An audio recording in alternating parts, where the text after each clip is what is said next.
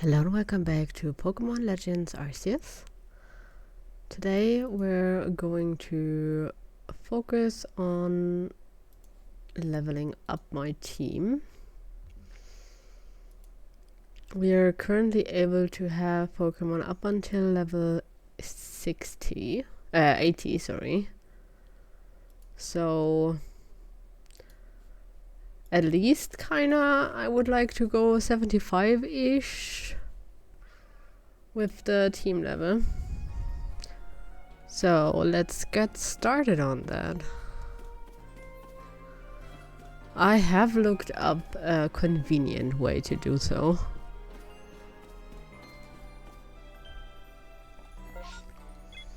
Because that's... No, be real here. It's not fun to just do loads of leveling.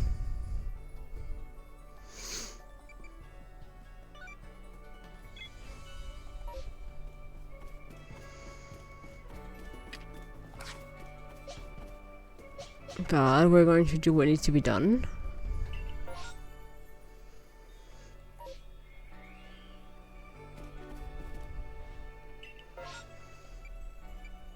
And seemingly this map should have a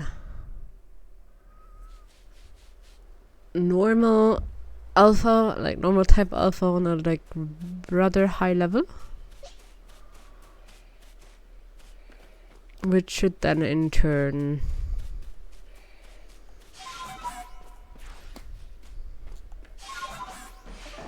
work pretty good for getting experience candy and getting the experience in itself and stuff. So that's where we currently headed.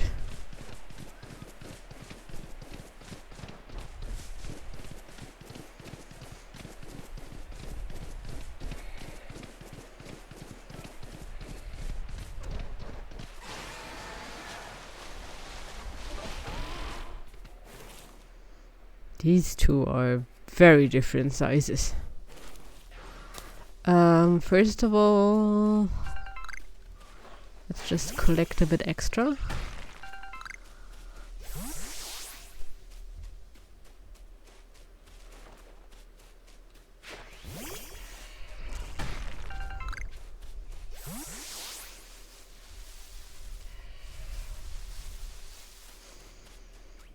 I'm also still going to have a peek at if I get another of the Alpha Buizel. I don't think I will, but we are going to try at least.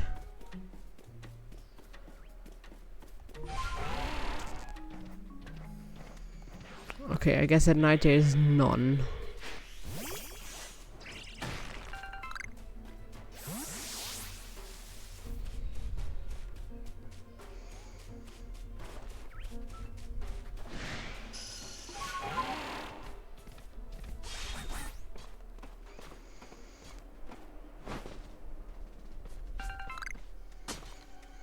And by going up here somewhere, we should find our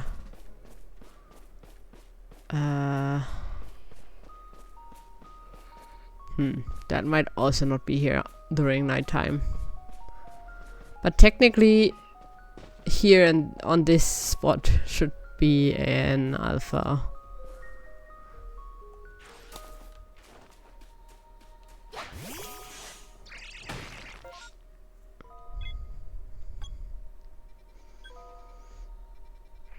If I got no, it's further north. Never mind, there's probably one here too. And just how the map is set up.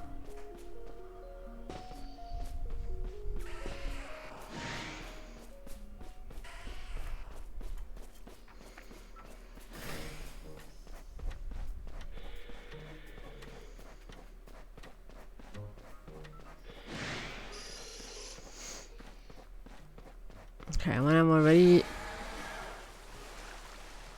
around, I can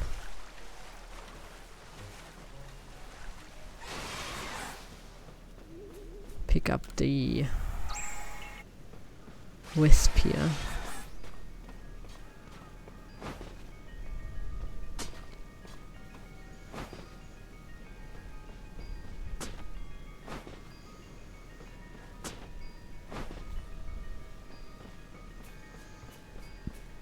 That is our volunteer. I'm going to have a little peek at what is all the way back here and stuff. Because I haven't been up here.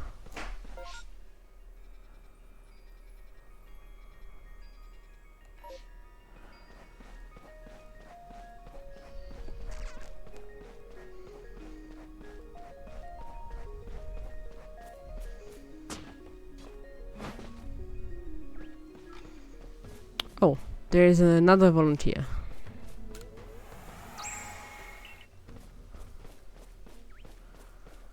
Okay.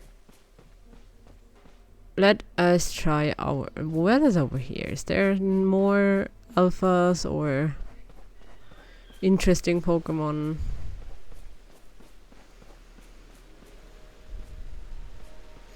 It would be fun if at least one Gyarados would have been in here.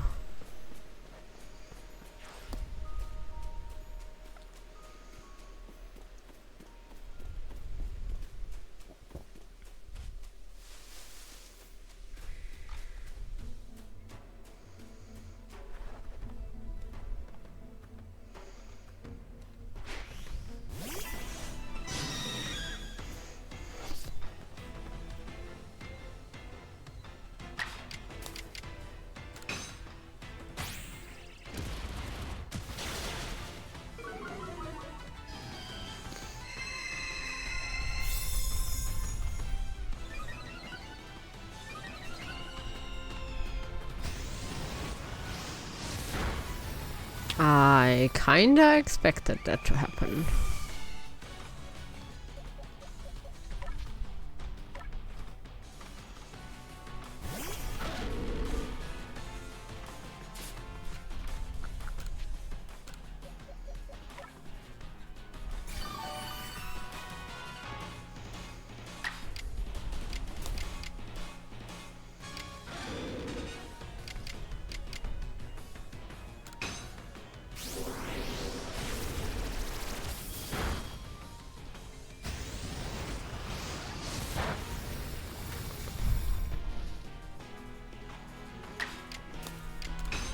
Yeah, fuck that shit.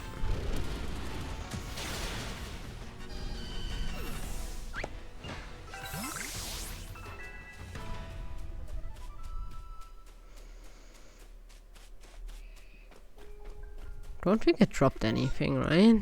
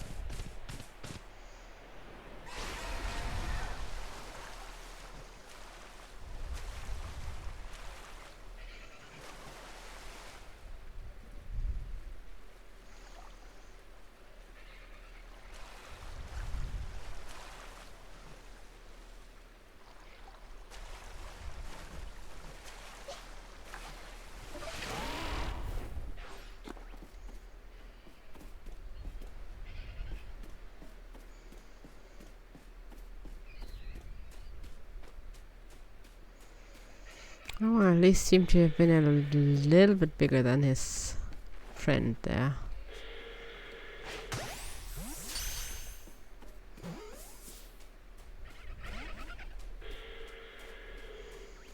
I guess not.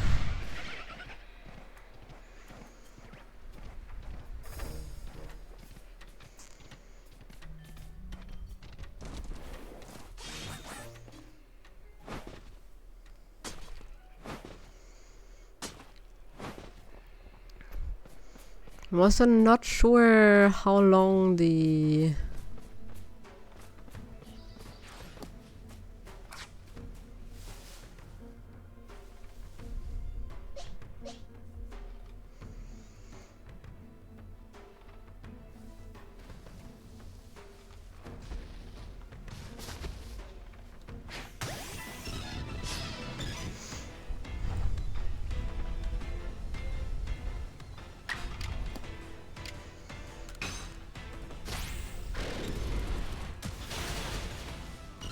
okay.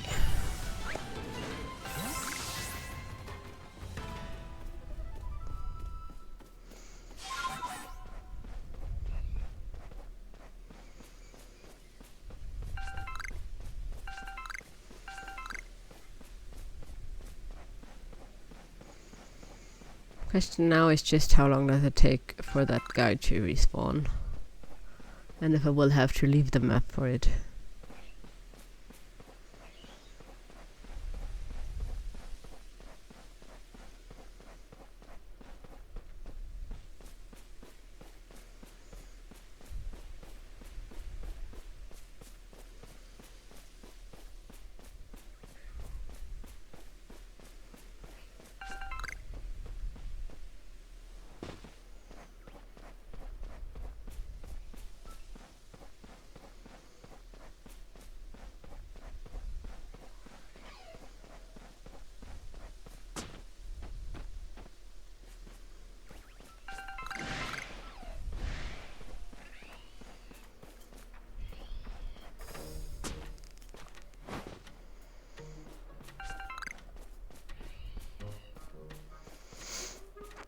Not sure why these guys are so extra testy.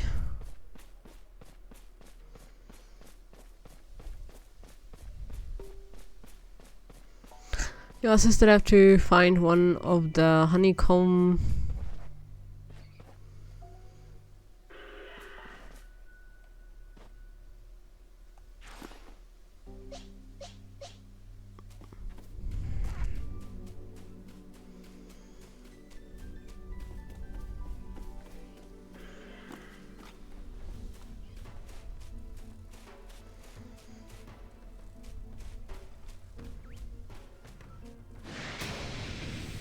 That was not how this was planned.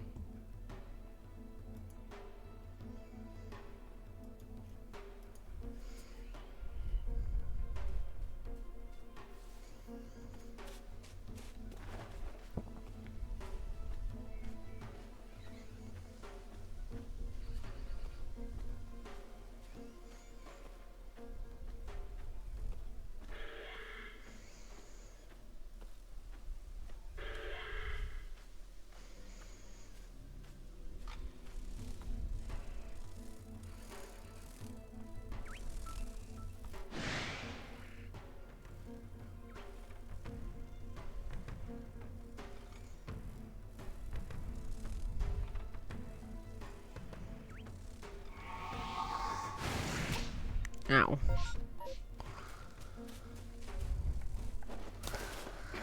I hate when these tall grass spots just don't work sometimes. Not a whole lot of fun.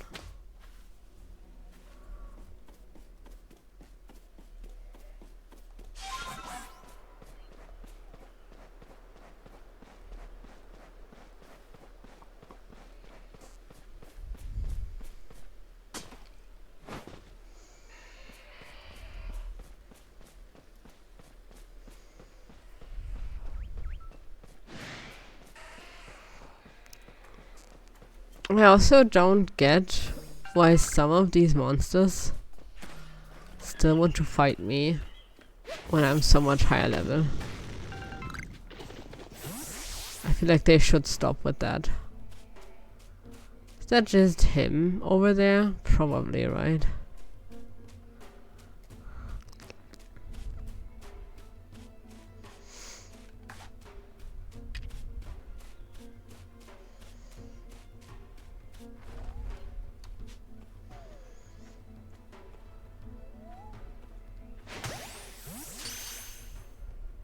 Are you a big one?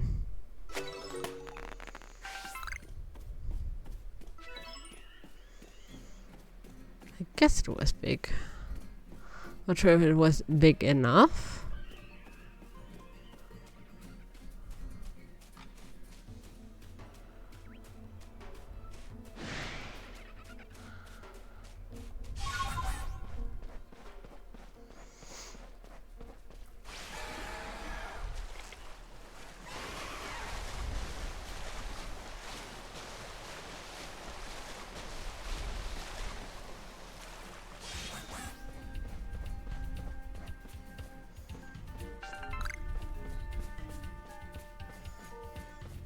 Right, so where is the honeybees?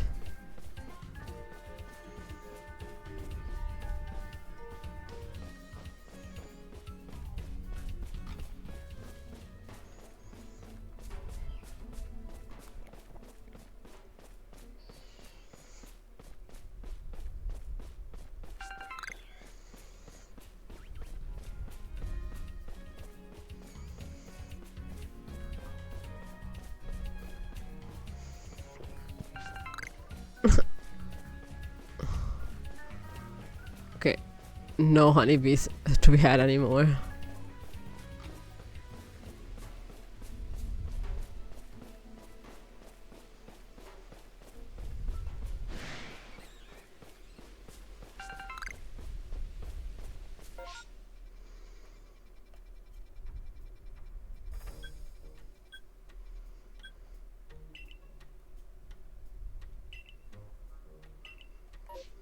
Who is targeting me?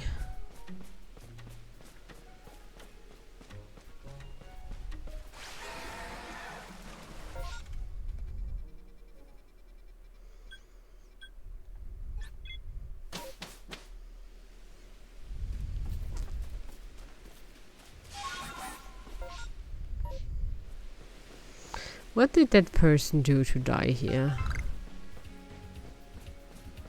Or is that just a generated one? So that I'd have something to do.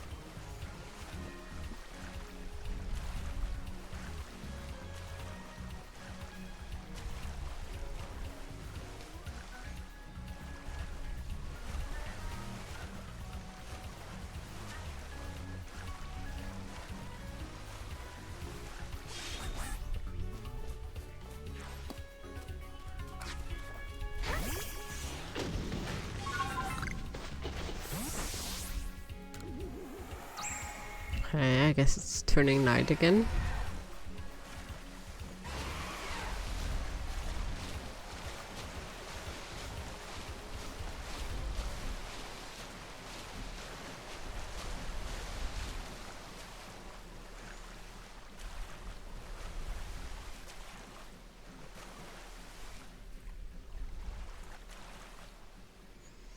Okay, there's 3 of them. Sadly, no alpha.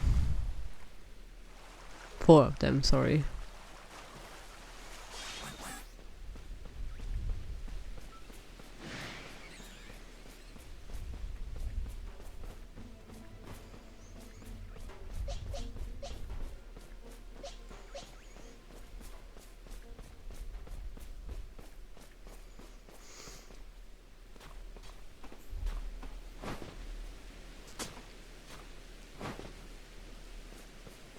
Okay, the guy did not respawn. Which probably means I have to go to town.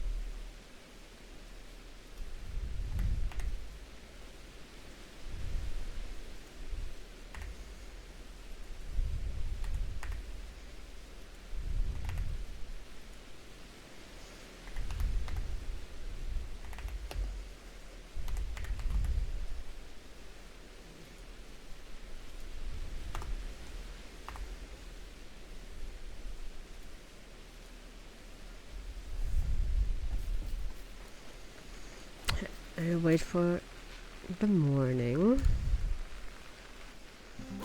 and hope for that Clancy and stuff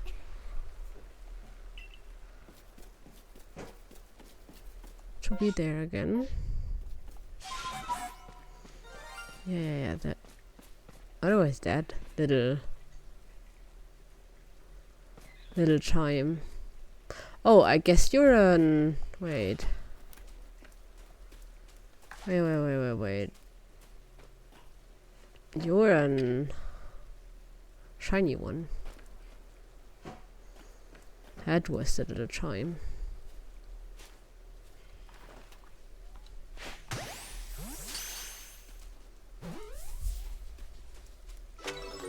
Nice.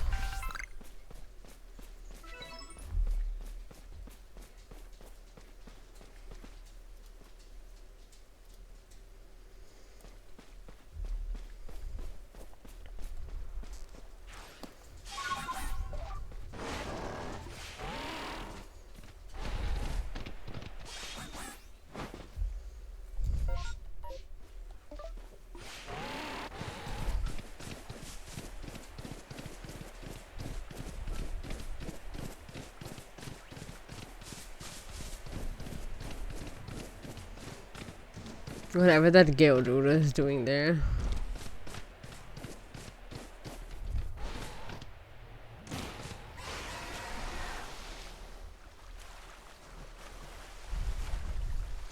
There is it. There it is. There it is. There it is.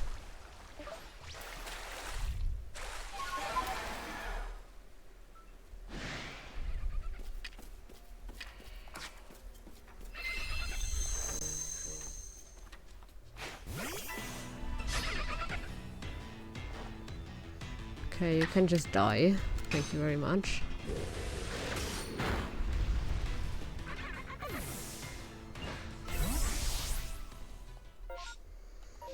Okay, let's have a look at my satchel. First of all, save the game. But also, do I have any kind of drawing attention?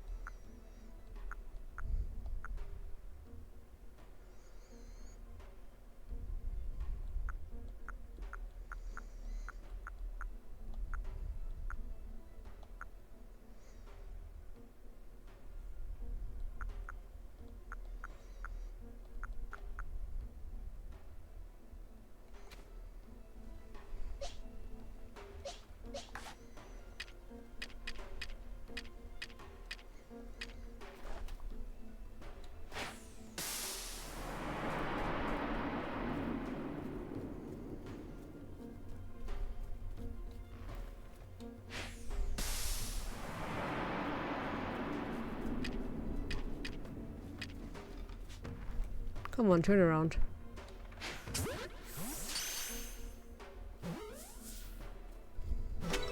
Okay. You should be big enough. If you're not big enough, I don't know.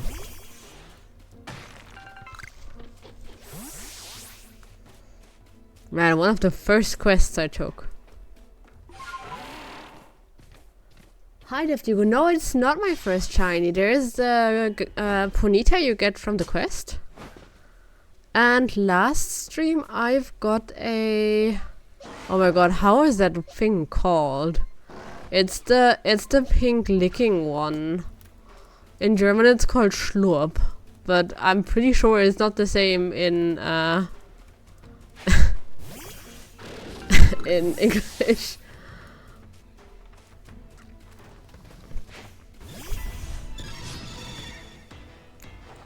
Yeah, it's I mean, Schlurp is just like a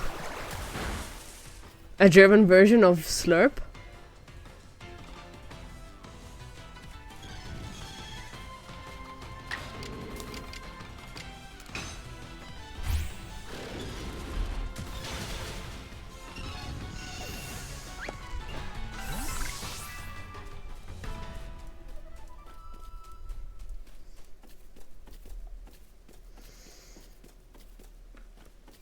To my chagrin, that Lickitung thing as a shiny is bright yellow, or like not quite like neon, but pretty brightly yellow. And yellow is like my hate color. It's the like only color I definitely for sure don't like. Okay, this guy is not here currently, sadly. So I guess only the other one is guaranteed for when you come on the map or something.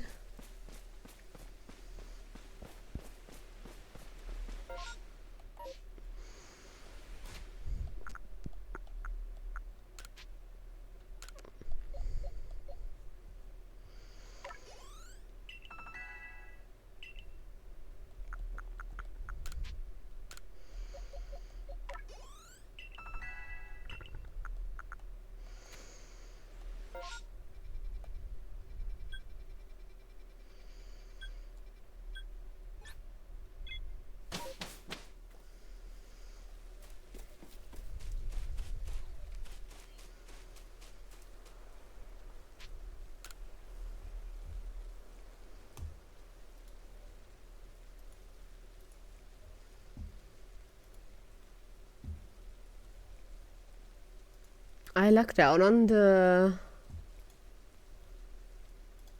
Lucario because I only threw one hyper ball at it and it immediately was like, okay, I'm fine with that.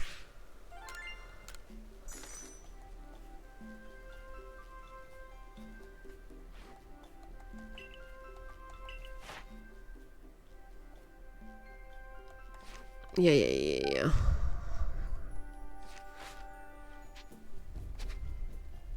No, I wanted to go back to town.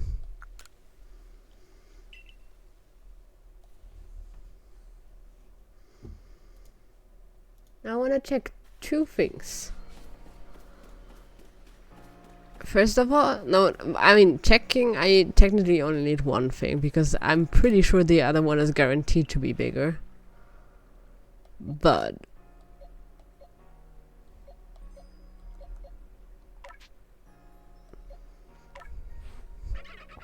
he was still too small.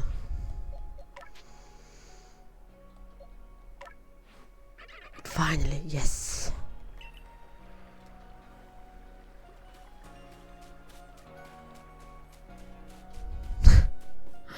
The alphas look so goofy in the like normal sized rest. This guy is also alpha, so yeah.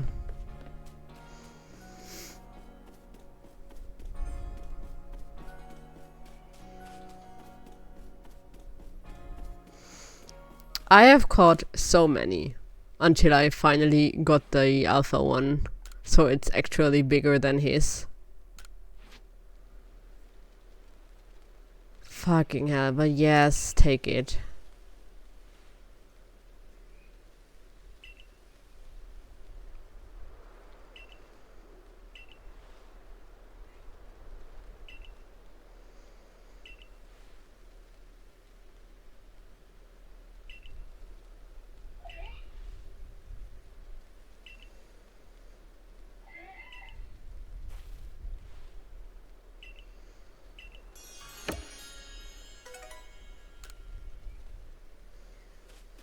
His voice is already on the bigger side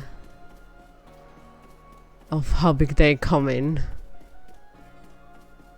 I think I might have found another one that's the same size as his, but not bigger.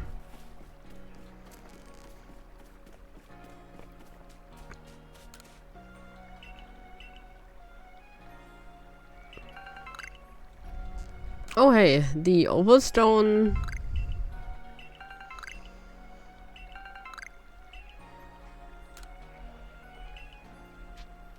No thanks.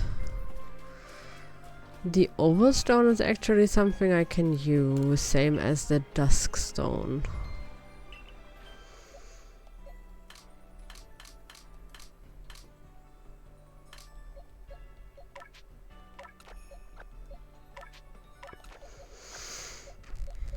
Just putting the ones that I'm currently not interacting with.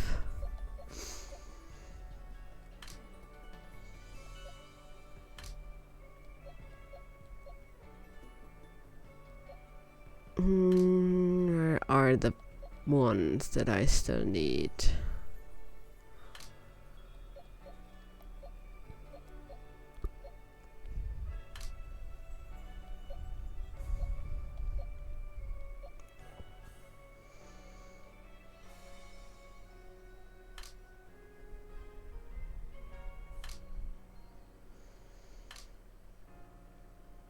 I was pretty confident that I'd have a... Oh, here. That's just the licky tongue thing. The shiny one. Very yellow.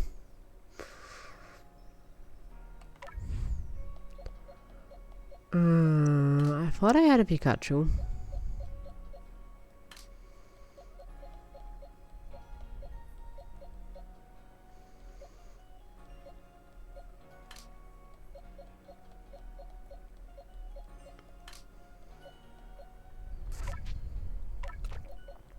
Pretty not sure if I have to get the Happiny into a Clancy or a Clancy into a Chansey into a the one version. I have a Pikachu. See, I knew I had one. Now let's put him also to the side so that I can evolve my Misdreavus. like I said, I just really don't like yellow in general. So having a cute pink thing just get turned into a not as cute anymore yellow thing.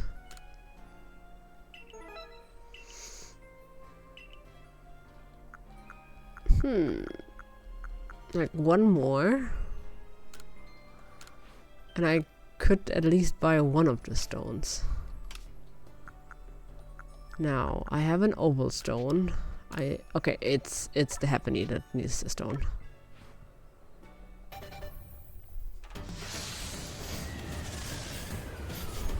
Because this is all research.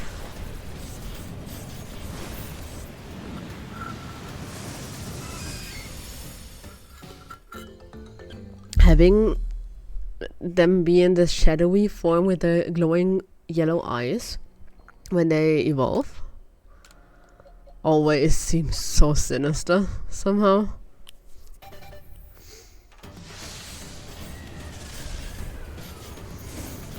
Like, most of the Pokemon look quite friendly in general, but then you get this horror version of them for a second before you get cute again.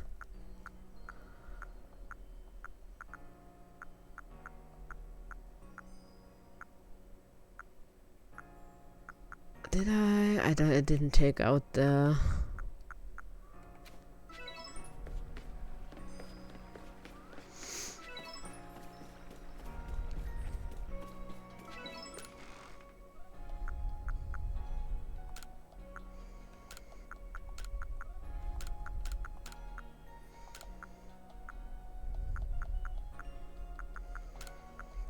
Oh yeah, I can also hand in these leeks.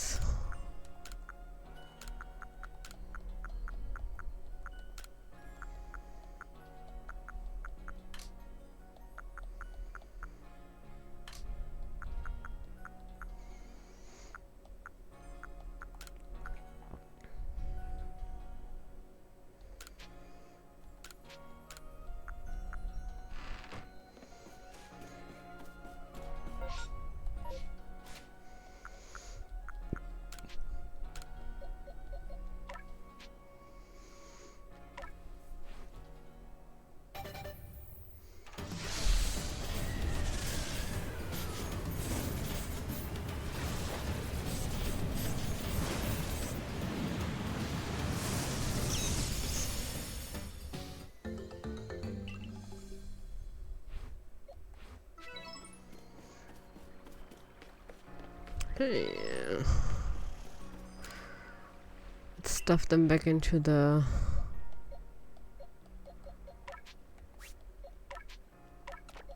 box.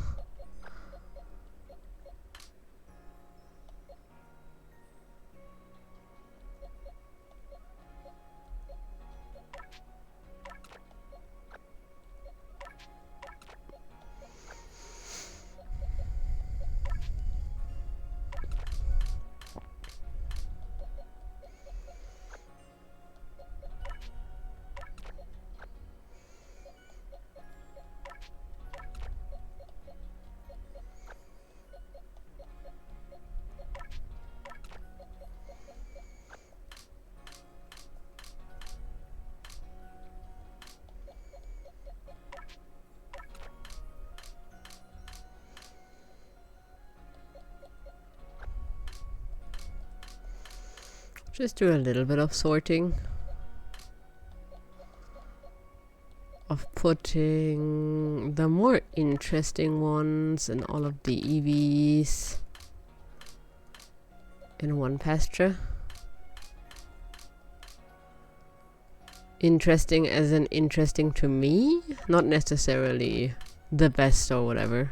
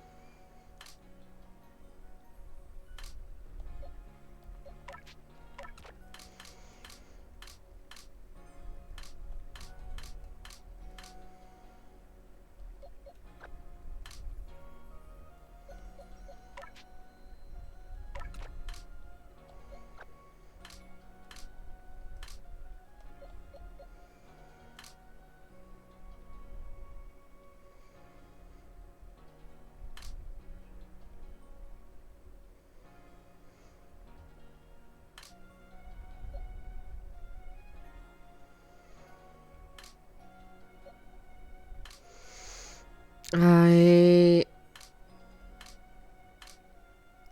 almost feel like I'm missing one of the EVs.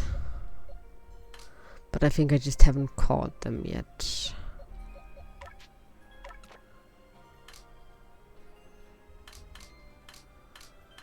I know that I'm missing Fire and Fairy. And the Leafeon is in my team, so that should then be all of them? No. The Glaceon is missing in the sorted version. I have one, but see, I knew I had one missing.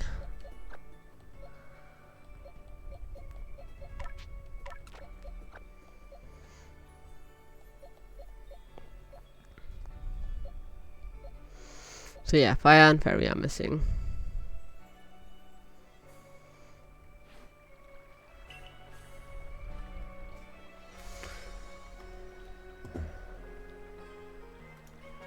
Now, what was fine with the Sunstone again?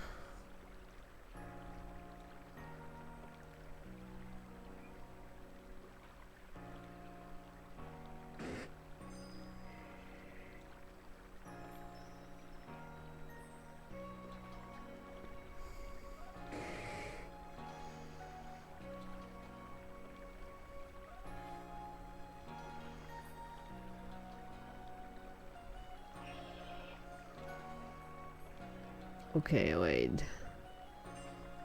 I don't think I can do anything with that yet.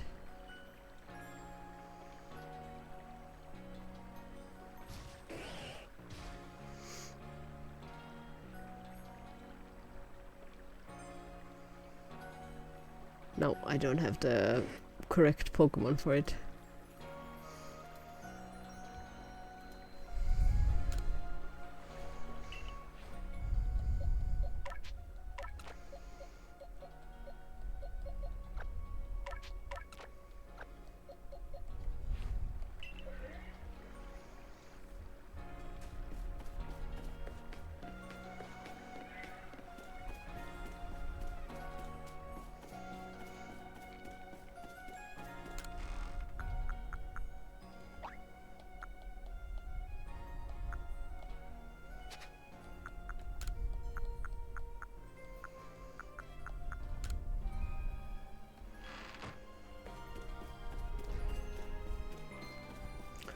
Okay, and then I can hand in my leaks.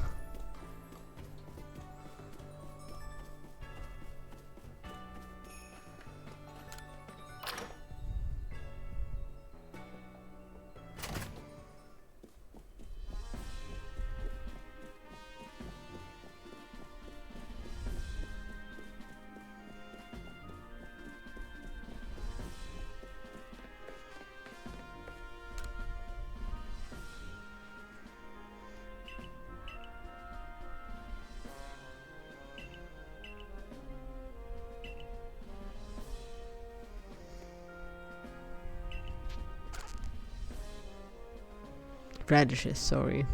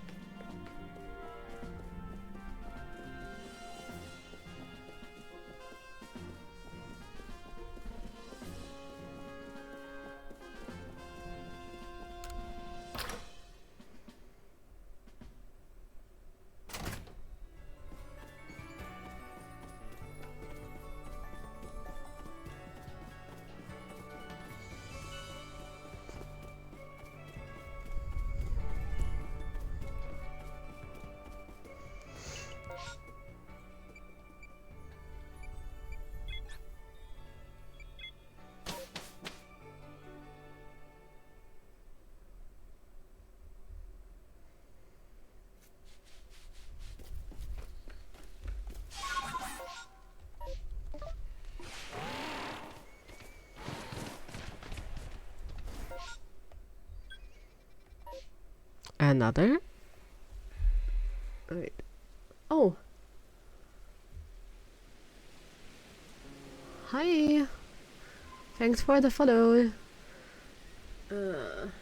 Julie. Julie?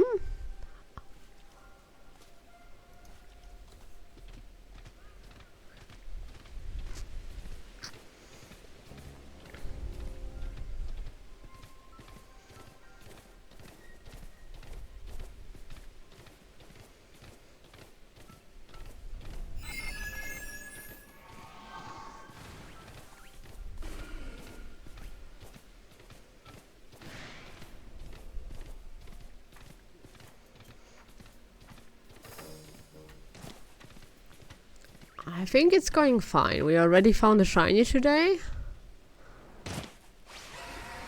And I finally found the alpha weasel I needed to finish the one of the first side quests I ever gotten in this game, and where I could never find a big enough weasel to hand it in.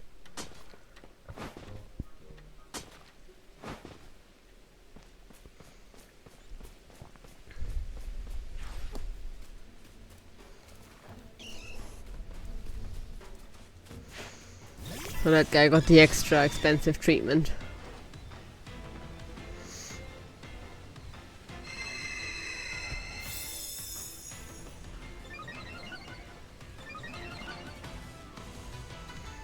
I'm currently only leveling up stuff because it felt on the last novel Pokemon that it was getting a bit tighter.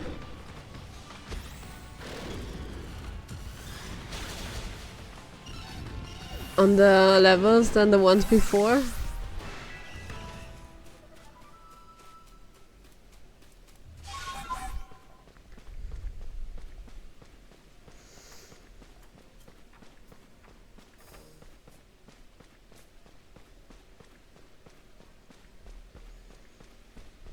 So I want everyone to at least be in their 70s before I go to the next lord.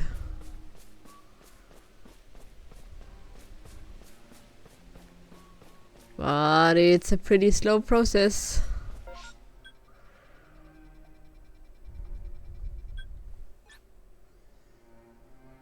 I mostly play JRPGs. I actually have my YouTube channel linked where I have uploaded all of the VODs of the games I've streamed so far. Just like unedited directly from Twitch kind of thing.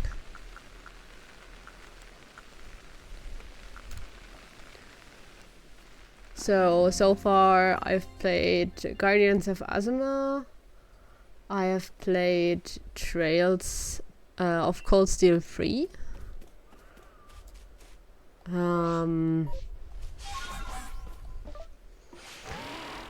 Then the DLC to Xenoblade Chronicles 3.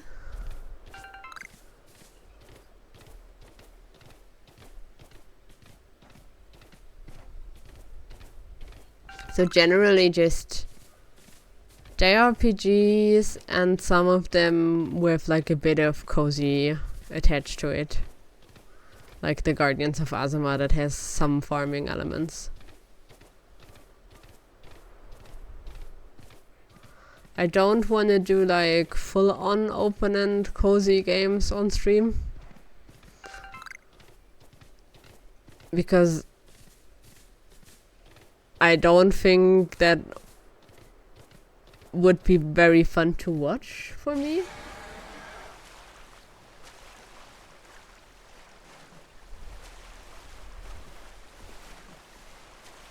Oh, thank you. The PNG was made by a friend itself, and I just edited a tiny bit so that I have the like eyes closed version and the mouth open version of it, and the blushy that I just put.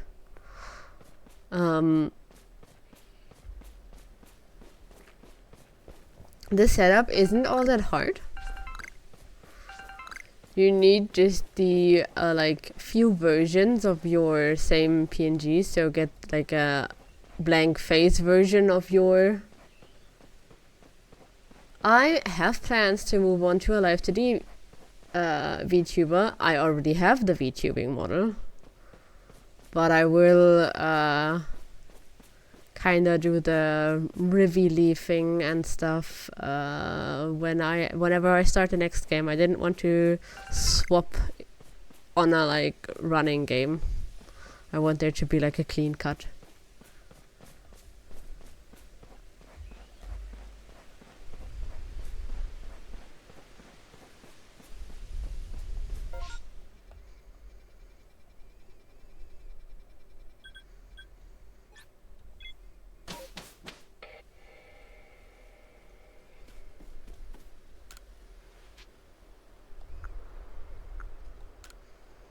Yeah, everything is already set up. I technically could already just straight up start using it.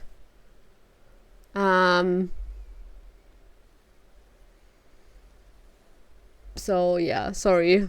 For now, I'm not interested in any other live 2D VTubing models, rigging, assets, whatever. Oh, I completed something. Nice.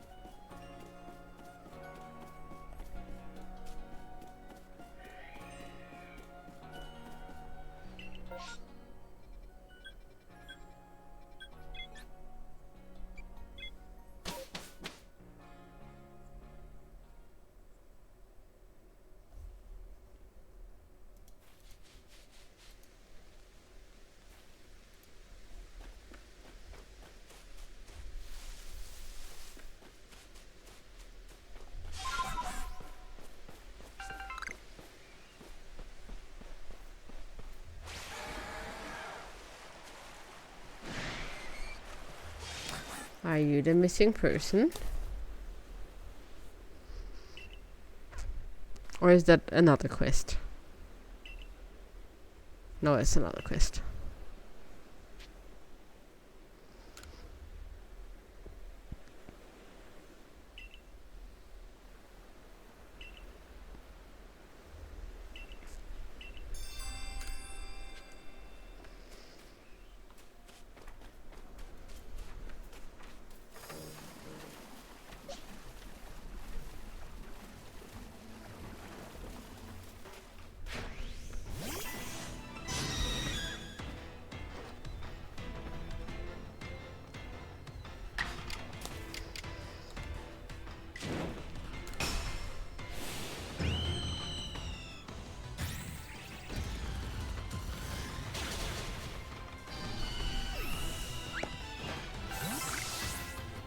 Yeah, like I said, sorry, I'm currently not interested.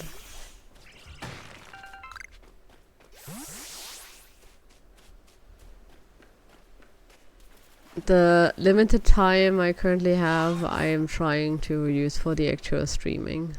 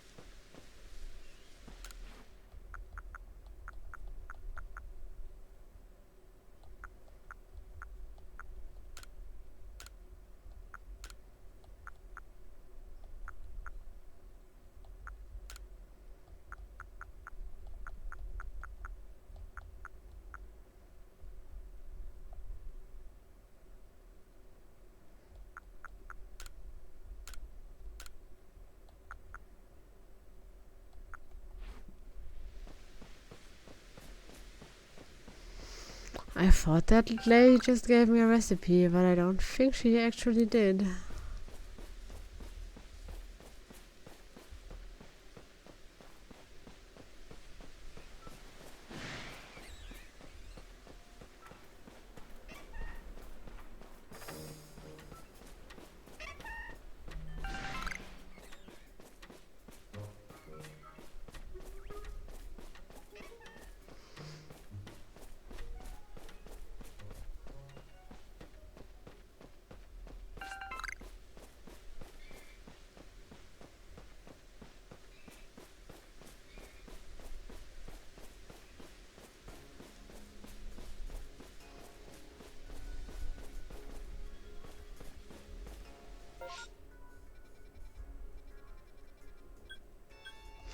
Ooh, wait, that should be an actual good one.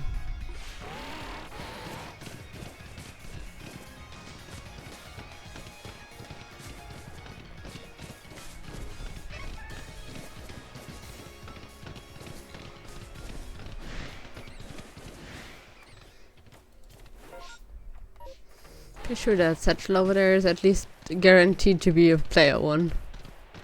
Just going off the name and it not being your random Andy and whatever. I don't think that they would put random Korean names into my European servers playthrough.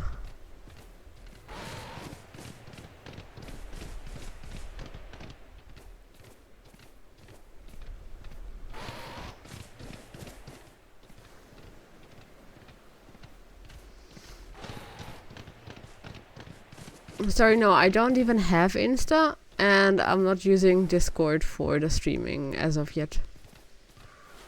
I'm just very much still too small for a whole lot of that, and I have friends that did the thing, and it generally didn't go so well. There was just a lot of unsolicited messages that they rather not had, and as long as I'm this small, I don't think I need to use Discord.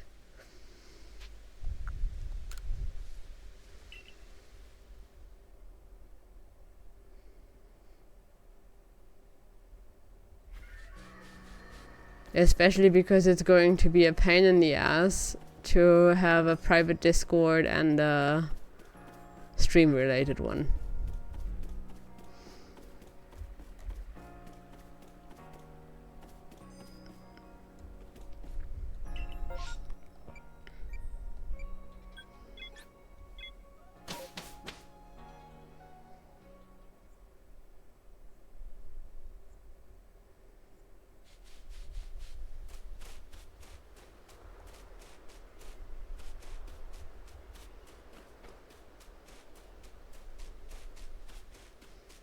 Maybe I'd need to turn like an old phone into a dedicated Discord device or something.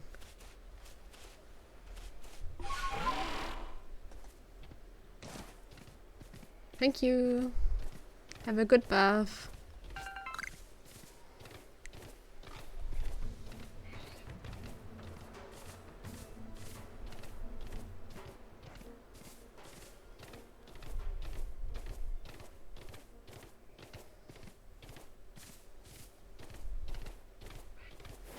This is like the third time I've seen Eevees here. I think I should try to catch one.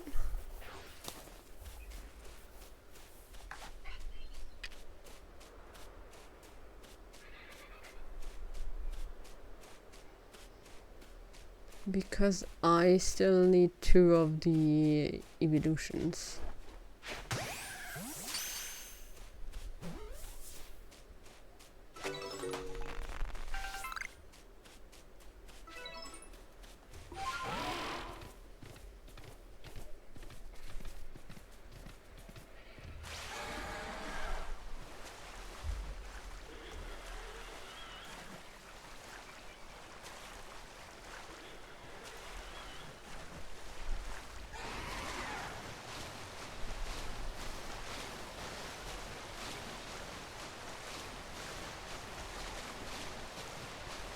I think these shortcut mounts are the best that the game could have given the players. Not having to go around mountains and water bodies.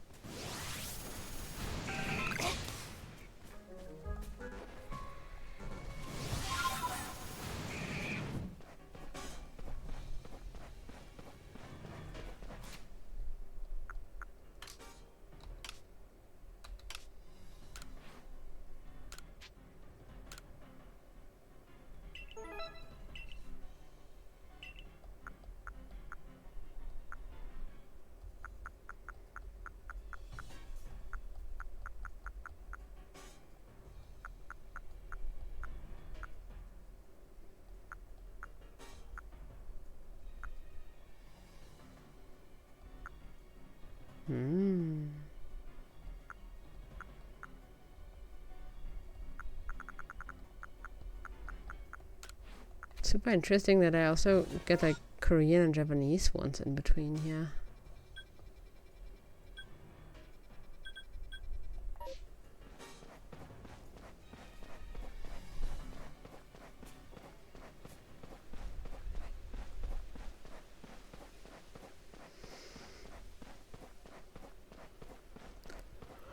I mean, I can't even try to read the Korean ones.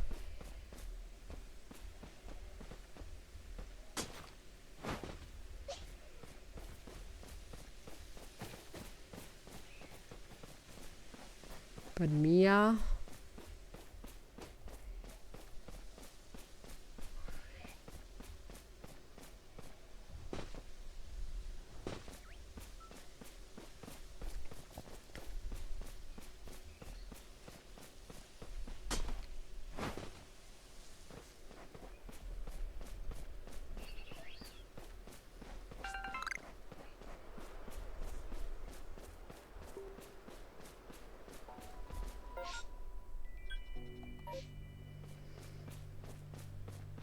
okay, I see the bag over there.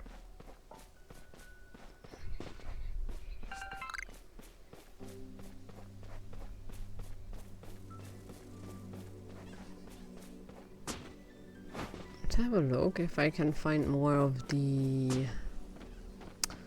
That was not what I wanted.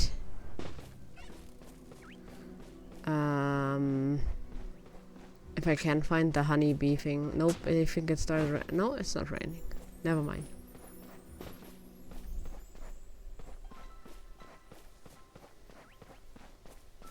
But it's turning to night. That is probably also bad.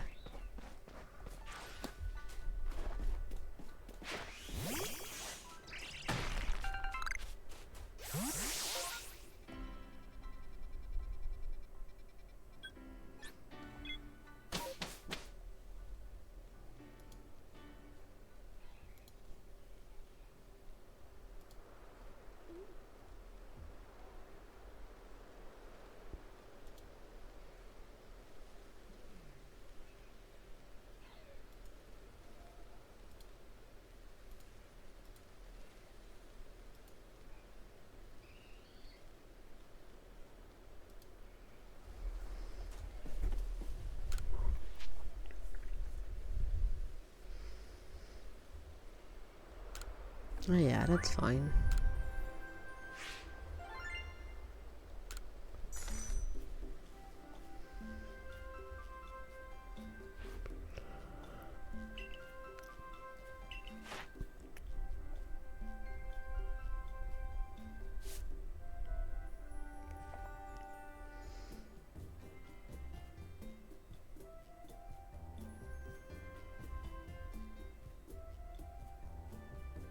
Okay, so I could do the quest.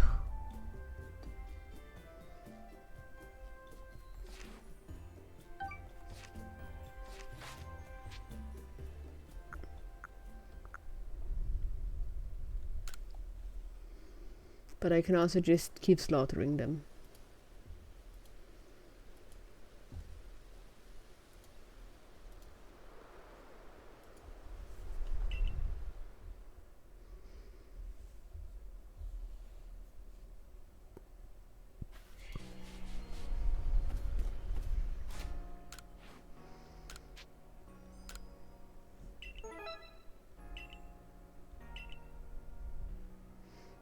Should go look for this satchel. Just to get the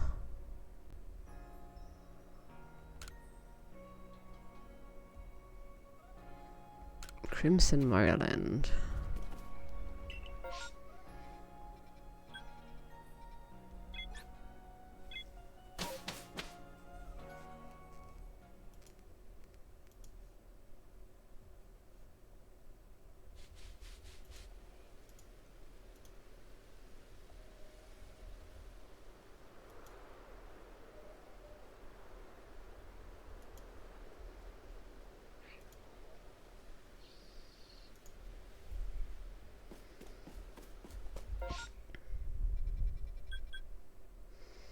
I think that's the satchel we're looking for.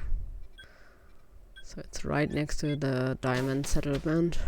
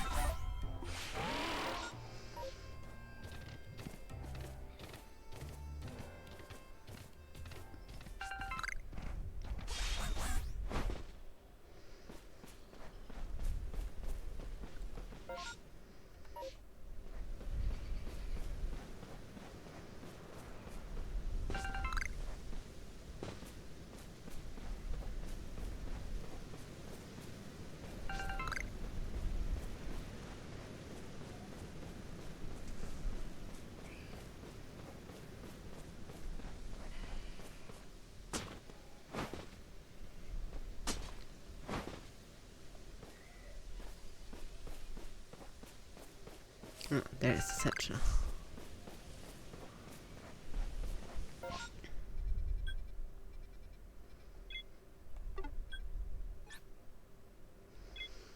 Yep, that was everything we wanted here.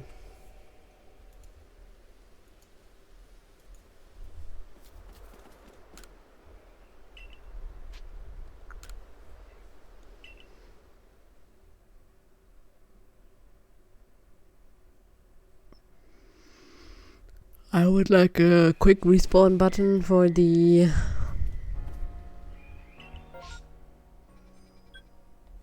alphas.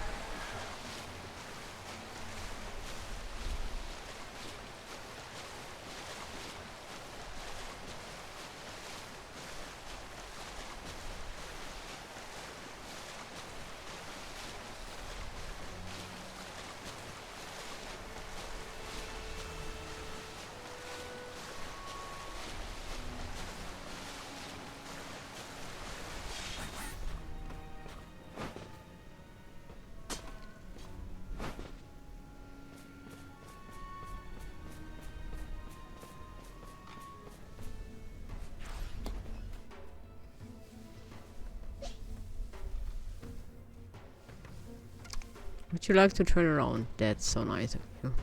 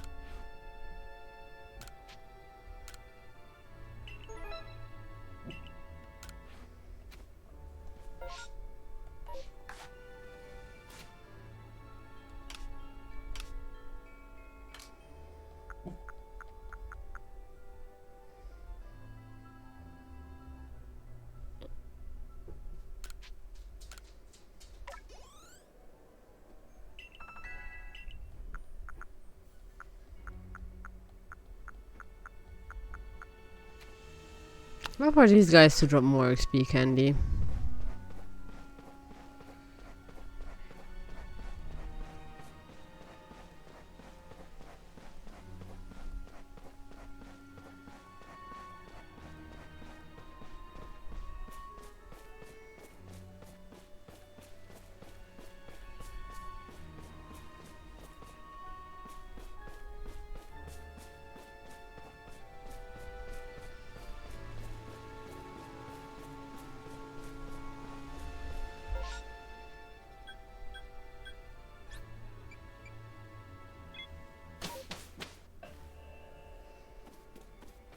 I mean, this is still kinda good EXP.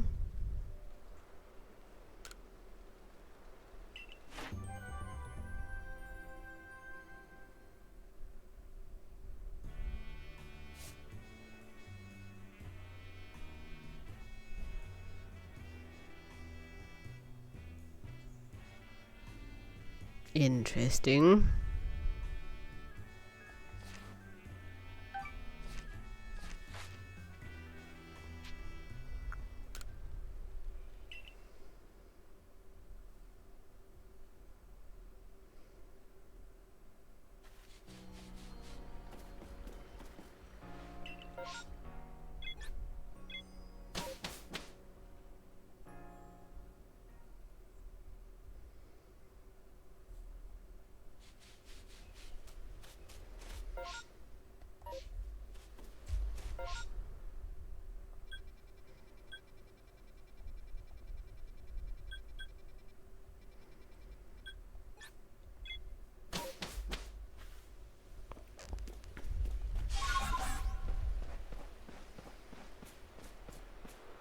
It's taking a bit longer than I had hoped for.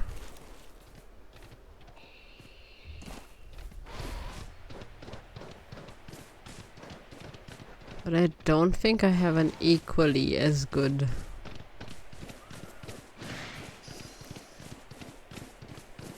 EXP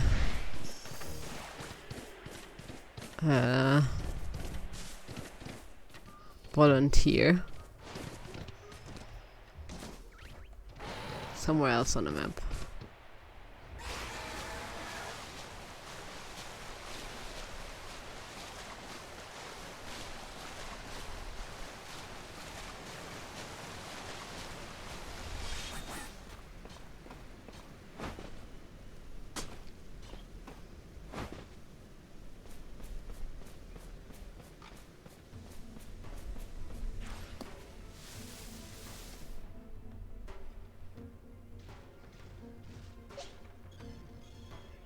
Let me try if he can also kill it fast.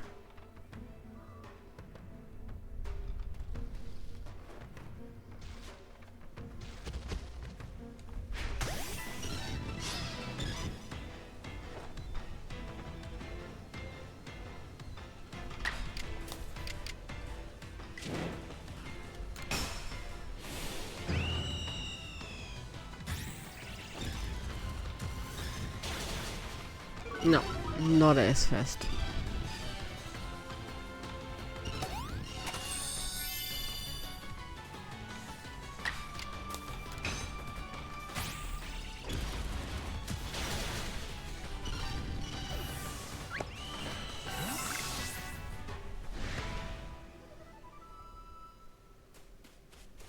Wow, this was great though for an on-level Pokemon. Holy. He got basically max EXP.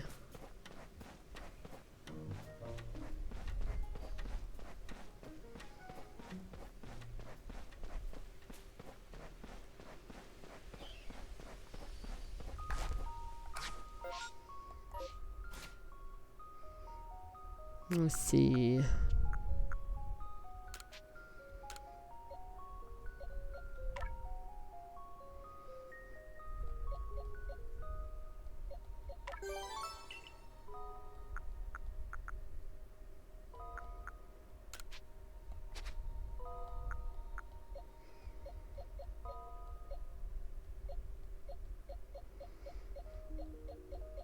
I feel like the most I'm going to be doing is level 70 today. And then next stream is probably gonna be another round of MSQ. Is there like a faster way to go out of these maps? That would be great. If I have to like go out and reload in,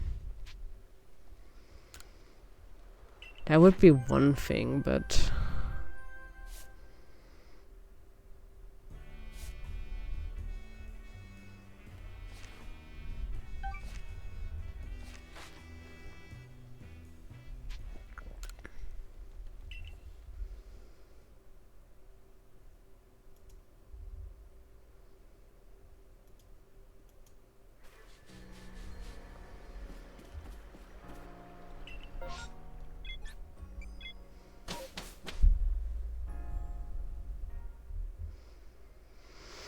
I would also love another closer teleport point. Sadly, the one down at the arena doesn't really seem to be all that much closer.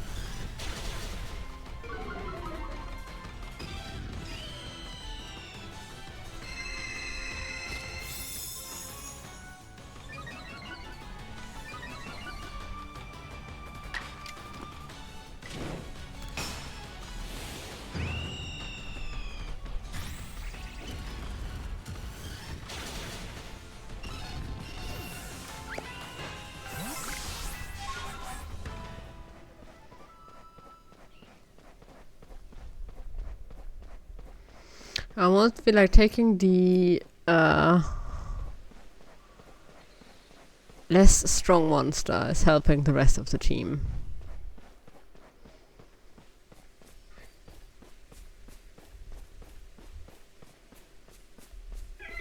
Okay, you're not going to be a huge problem, but also almost feel bad killing babies.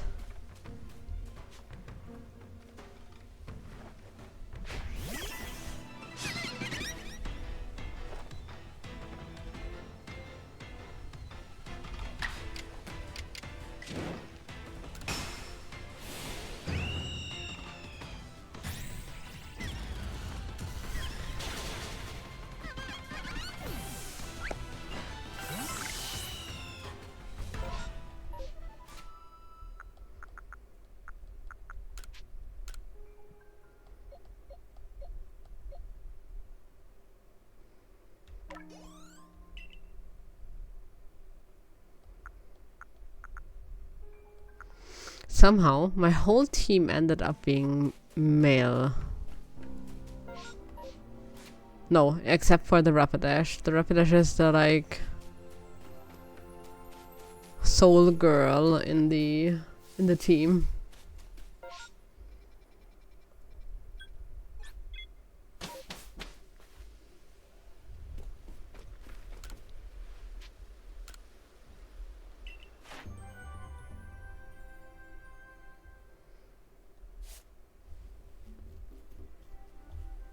Hey.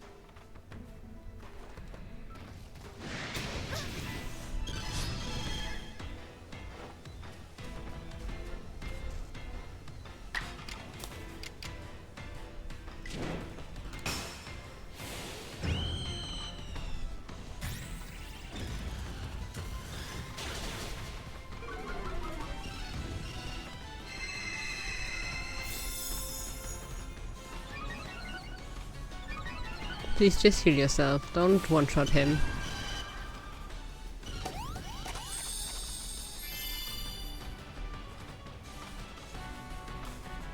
Ha!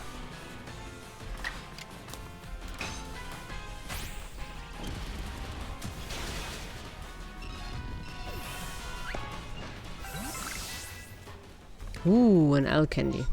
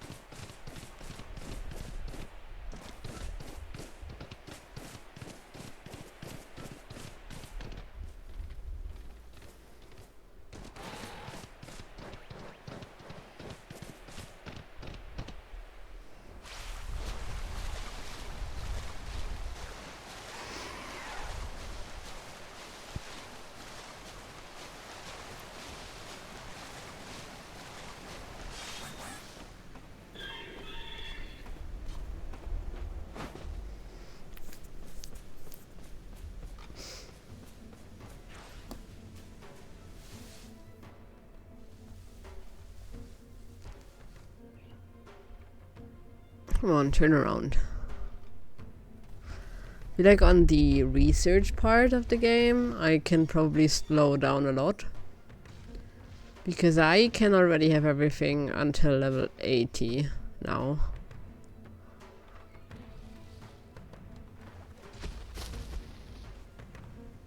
And the next level will give me like all of the make so that everyone will just listen to me.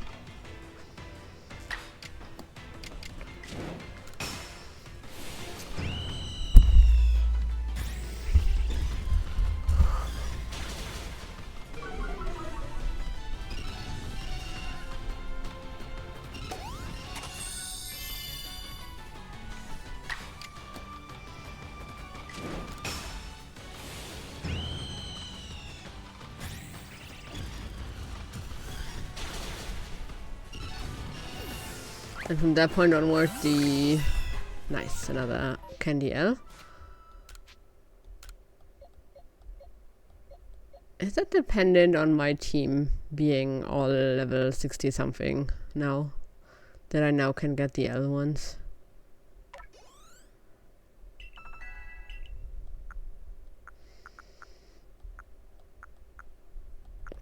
I mean, I'll take it.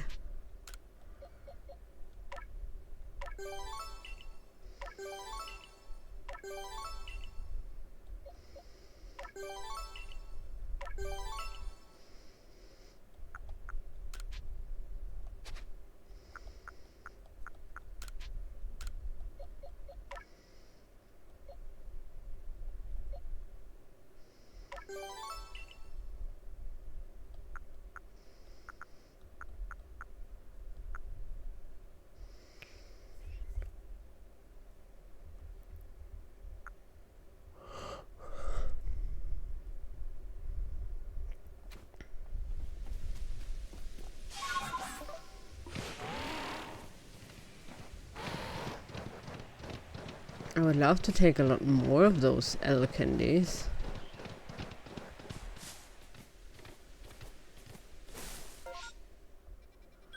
Like, please drop 2 to 3 of those.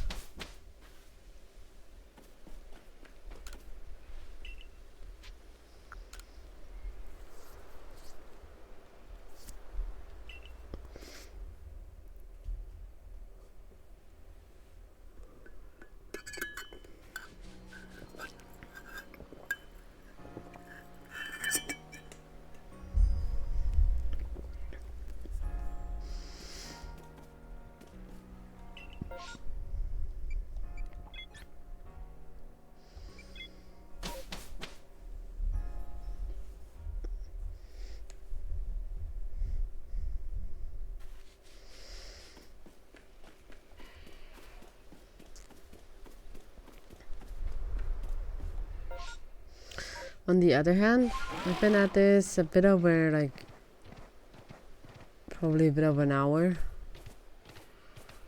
And at least everyone made like 5 level ups.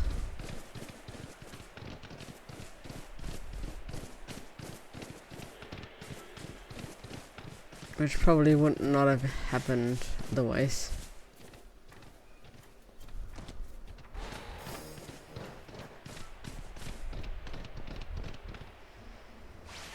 Because last time I was thinking, hey, the side quests and stuff will give me a lot of EXP.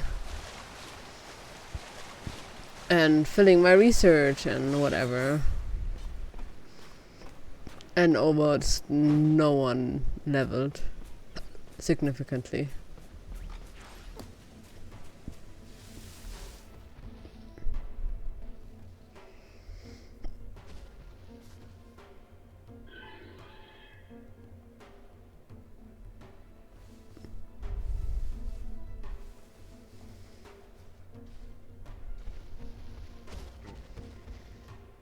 Come on, walk over here and then turn around.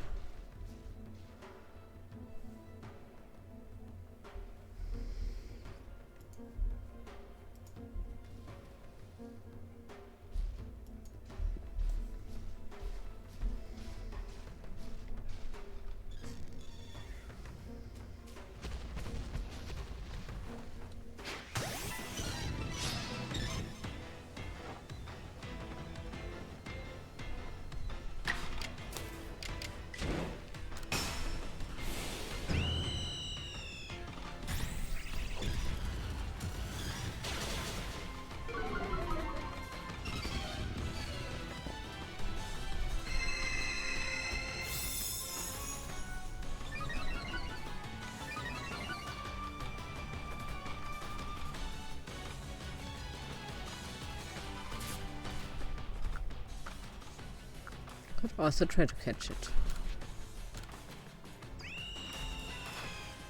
Just one little try.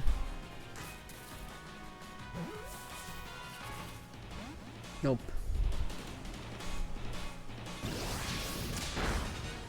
Which, ouchie, but...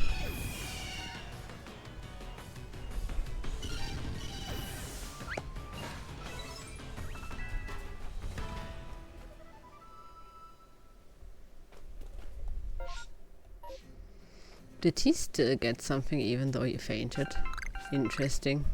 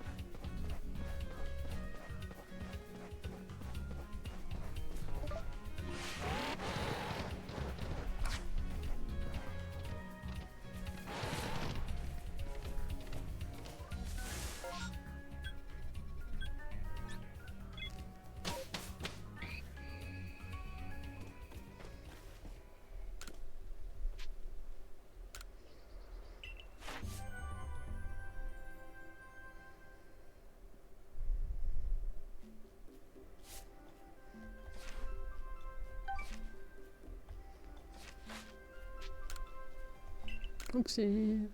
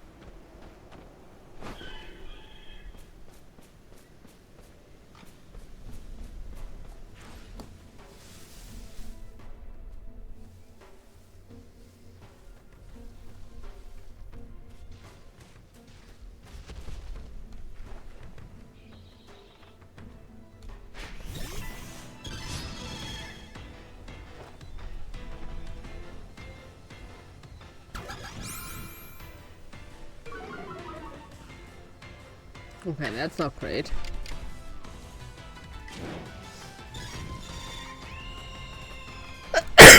Sorry.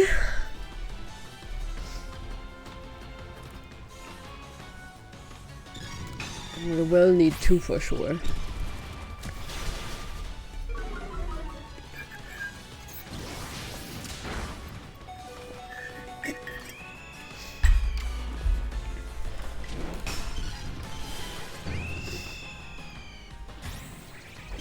Thank you. I wasn't fast enough on the mute knob from the controller.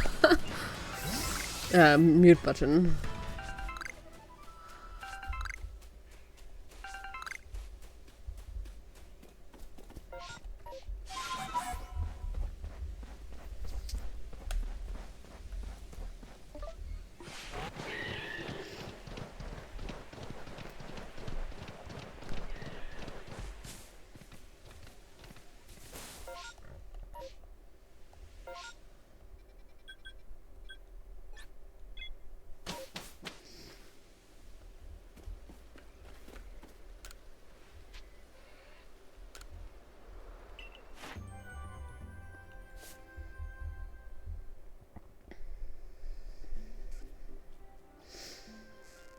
Okay.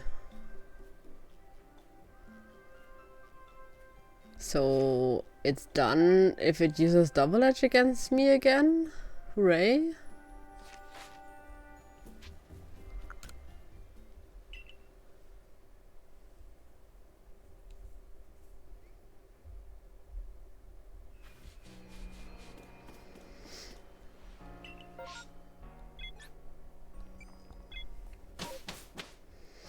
Because there is no more research tasks to kill it.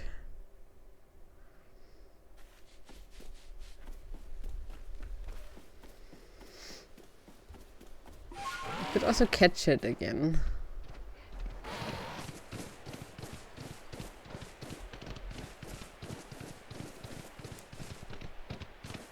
But I'm not sure that that would actually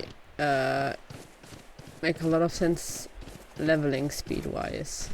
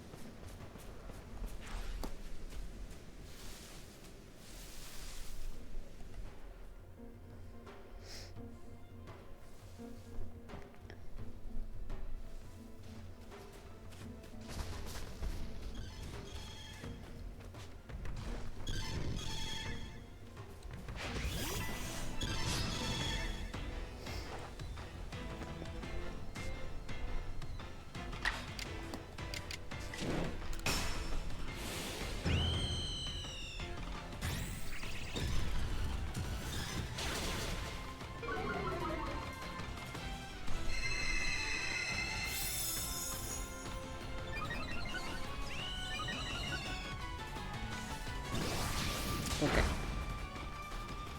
That wasn't great for the...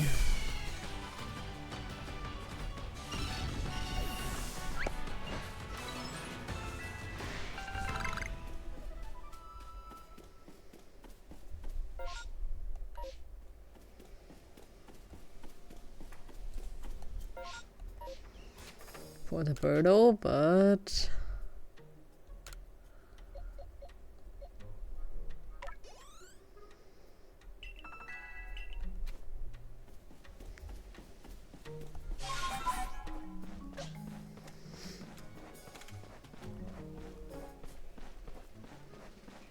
at least I got the big EXP candy out of it.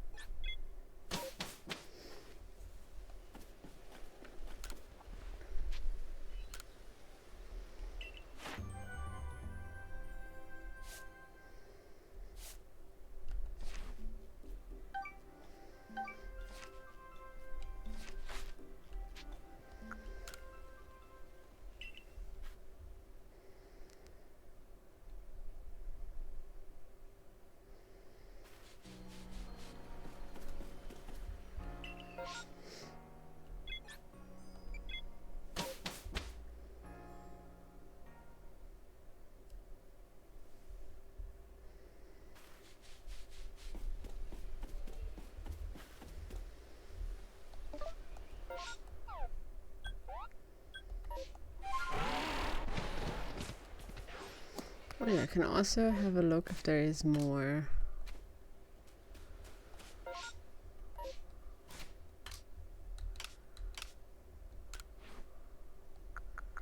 Nope, not more good lost and found.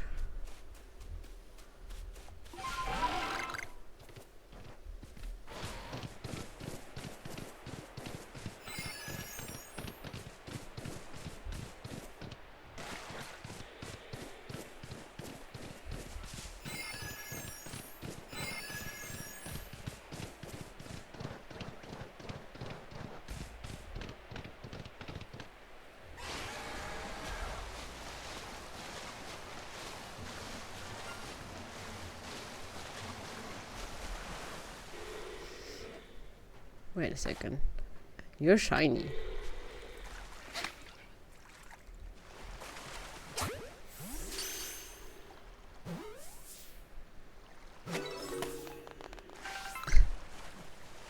Quite literally. That one was golden. Yeah, I don't know what it is. Why I get so many shinies. Like the last two to three. No, like this stream and the last one.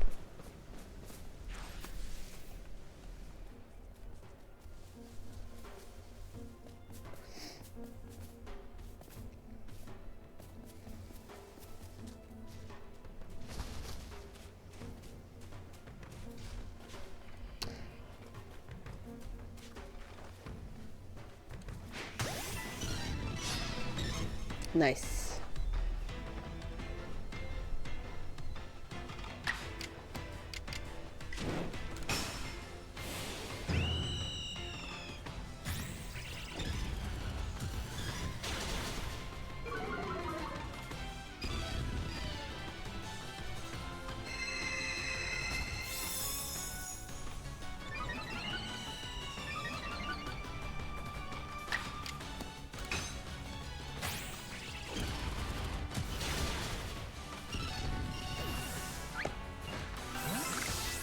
You mean as in I get a shiny Gyarados and then it's going to be red? Or will it not stay shiny?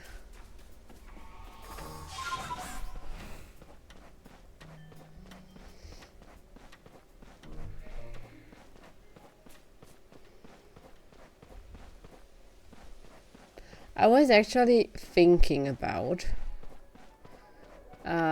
evolving the shiny Ponyta that they make you get as a tutorial for shinies.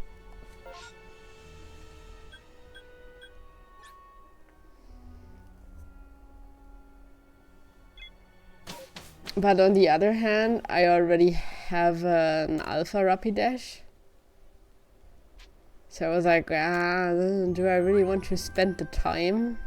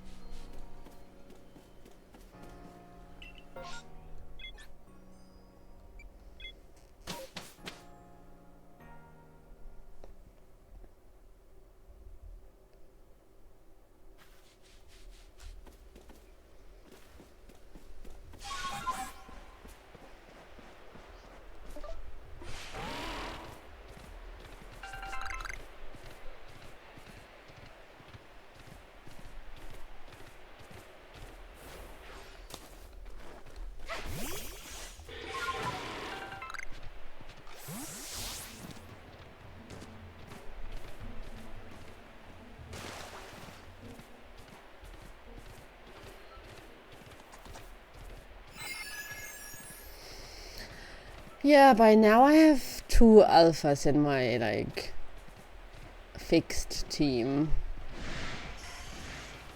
I have the Rapidash. And I have a Lucario.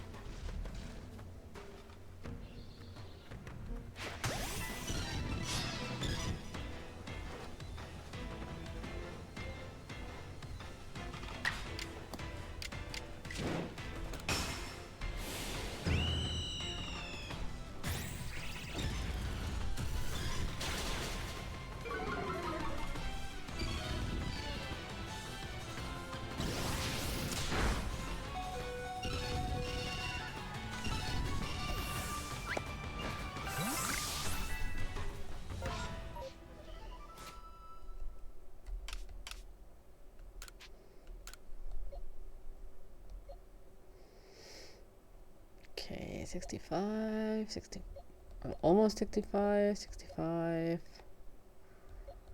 I guess you get one then.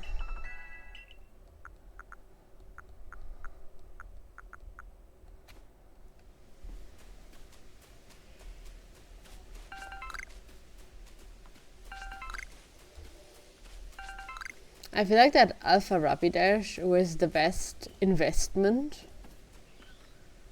as in trying to get it early on, that I did in this game.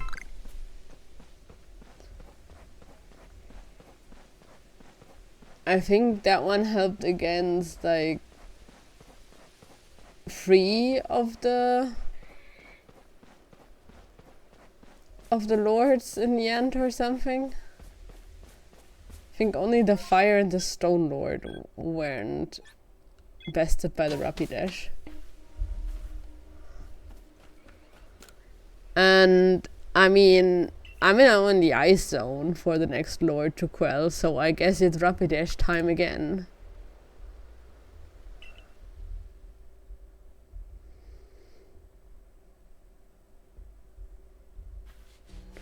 I didn't know that the Voltoball, don't know what he's called here, the like electro boss I just quelled story-wise before that one. Oh fuck, that wasn't what I wanted. Yeah, the electrode. That was also considered to be plant type, because you need a like leaf stone to evolve it in this game. And I was so shocked that the Rapidash would be very effective against it.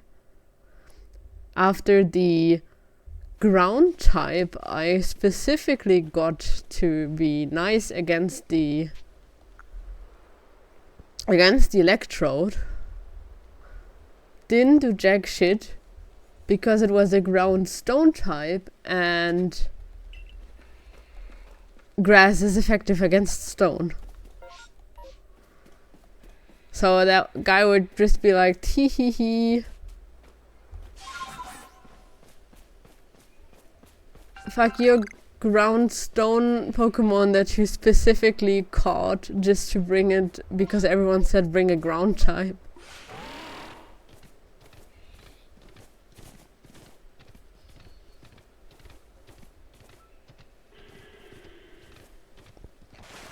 And he just one-shots it.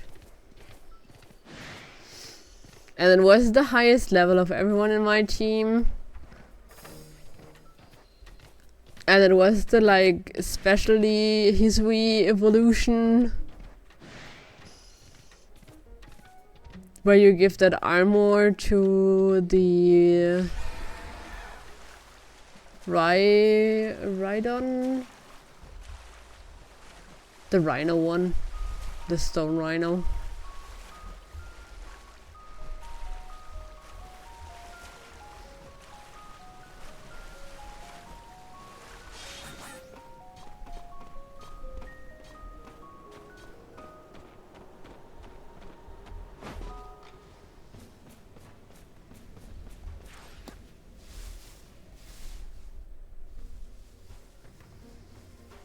Soon-ish, we have to be strong enough to one-shot this guy with the Birdo. Okay. Nice.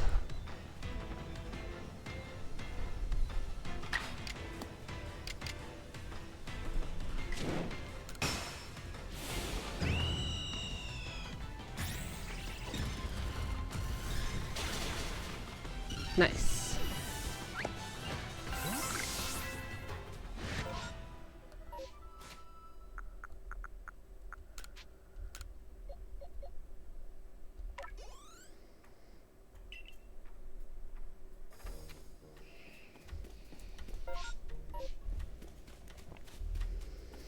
Okay, 4 to 5 more levels.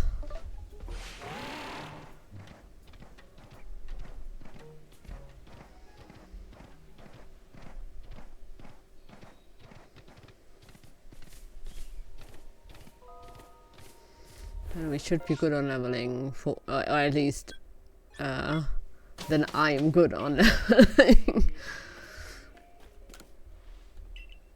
Entertainment wise.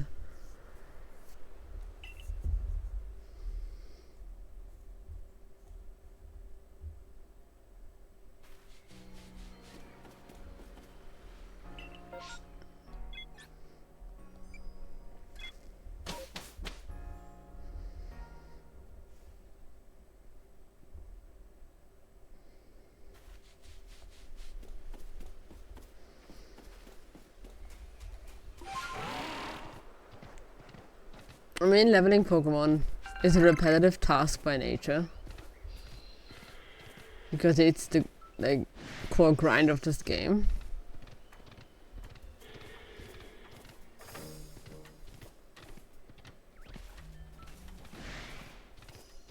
But I also don't think that it's necessarily very interesting to watch me go to the same alpha over and over again.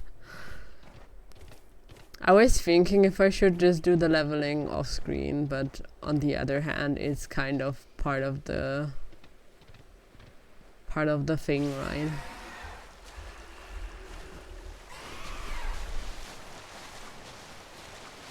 Oh, another alpha of these.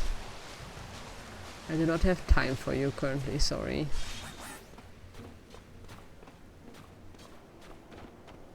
I mean, these alphas kind of are the equivalent because they give you the EXP candy. So you just find the highest level one that you can easily defeat, I think.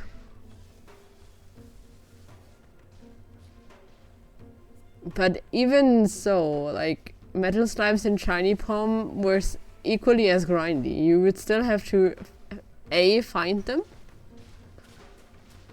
For the Shiny Poms, you had like a certain luck factor of would they stay long enough that you could actually kill them.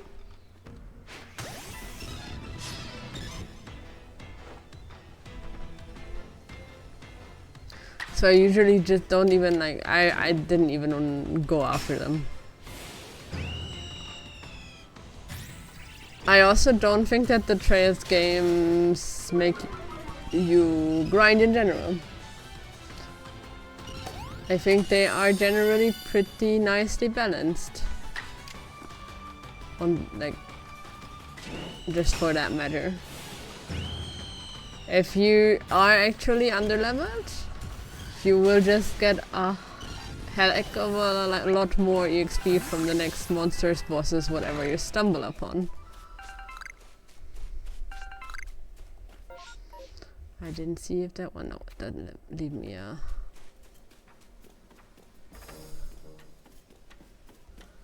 No candy this time.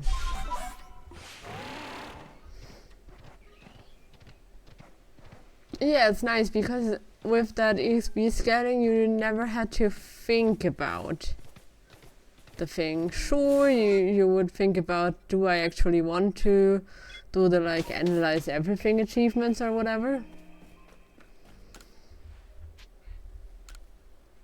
But other than that, there was zero reason to go grind for an hour or something. Because if you grinded, you would just get halted by the EXP scaling at the point where you would make your life too easy. And at least on, I think, even normal difficulty, if you weren't going for some perfect run stuff, even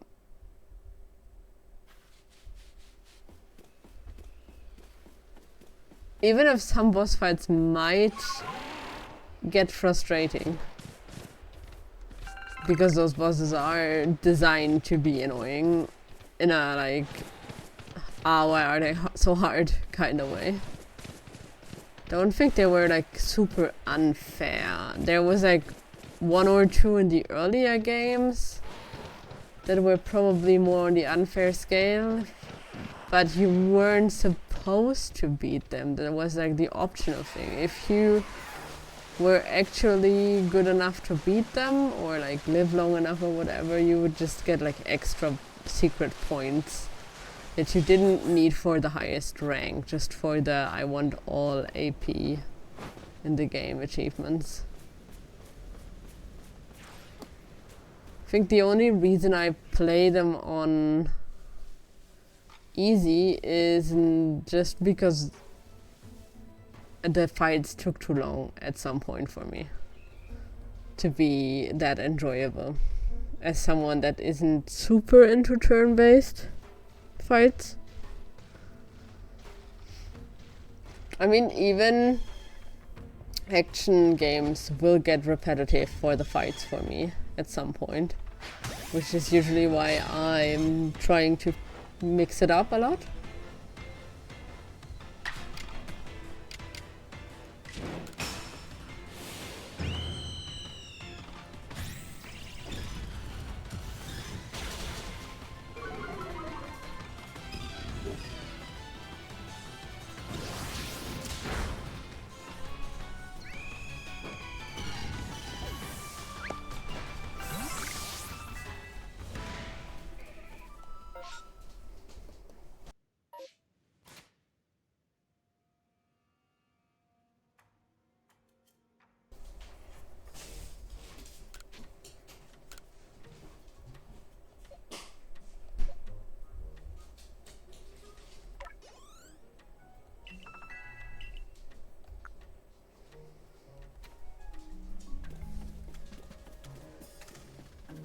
Slowly getting there.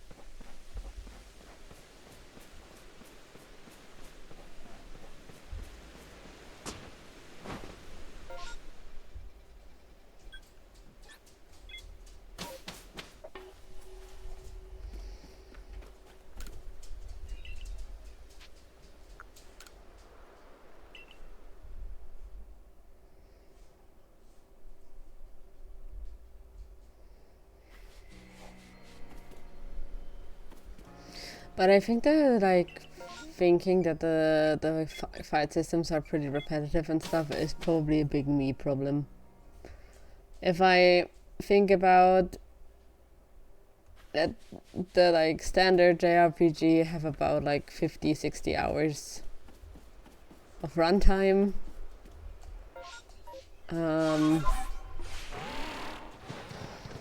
Out of those hours you have probably like 20-ish hours of dialogue. May it be cutscenes, may it be just reading.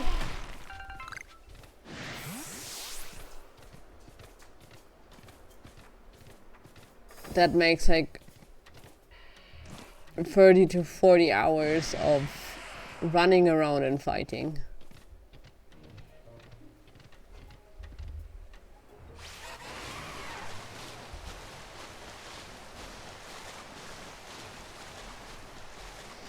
There's some games maybe more on the talky side where you maybe have a bit more to read, and other games more on the fighty side.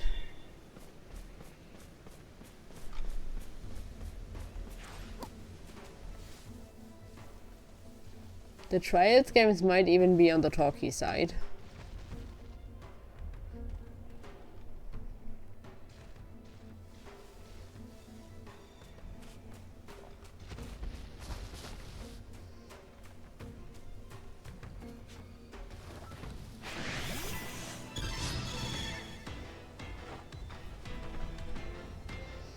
While Ease is probably more on the fighty side.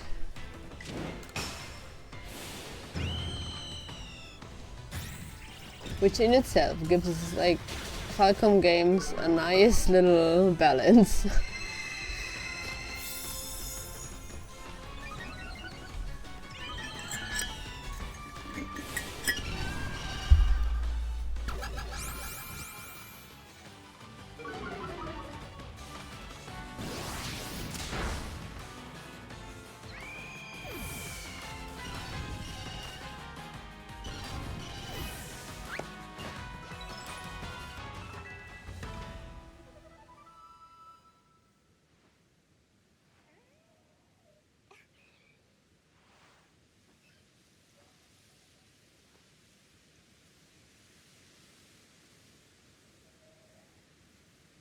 That was not my, not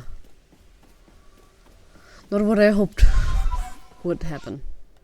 Did I? Let's take the leaks here.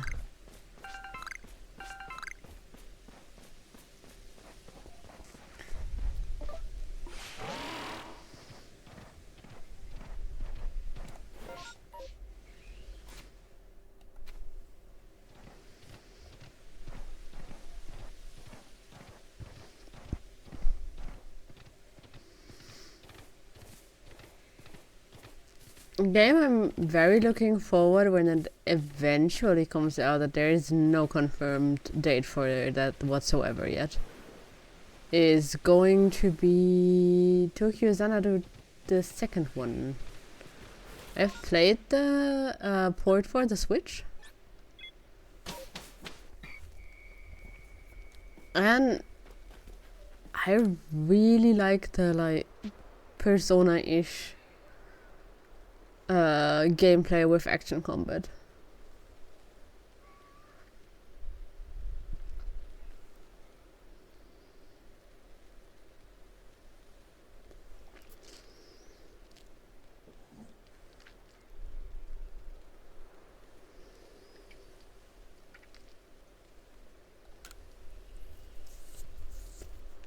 And there were also some really nice nods towards the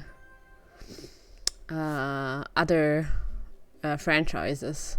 For example, yeah, she's your teacher and cousin.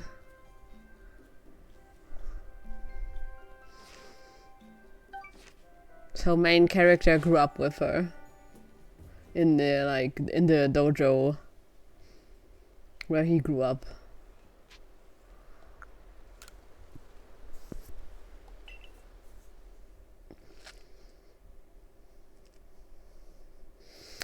I hadn't played the Cold Steel games yet when I played Xanadu,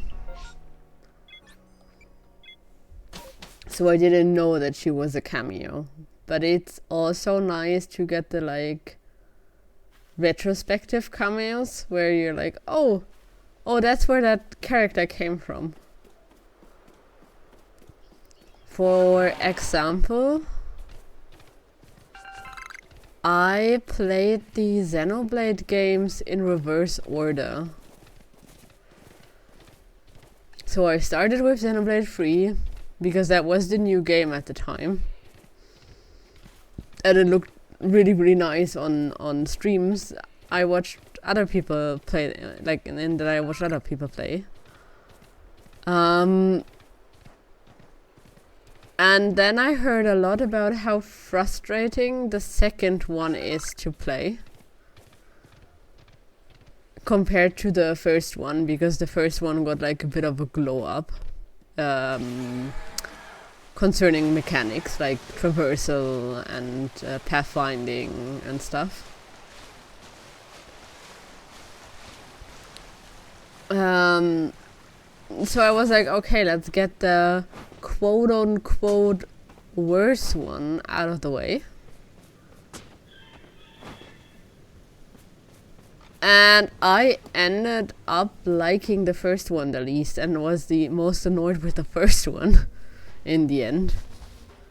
So that kind of backfired on me, because I went from the game that I liked most to the game I liked least in the numbered entries.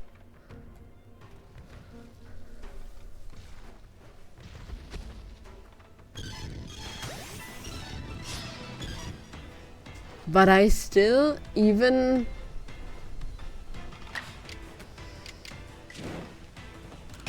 with that caveat, it was really cool to see all the references, because the third game is basically referencing the first.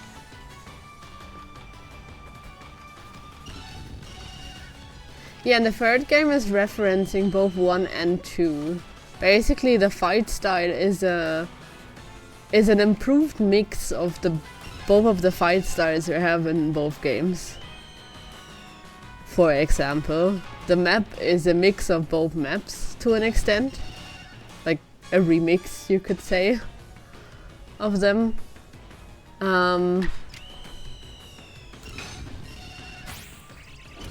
And a lot of the wording, like your main character, so like the first thing is that you start in Colony 9 again, same as in the first game, and stuff like that.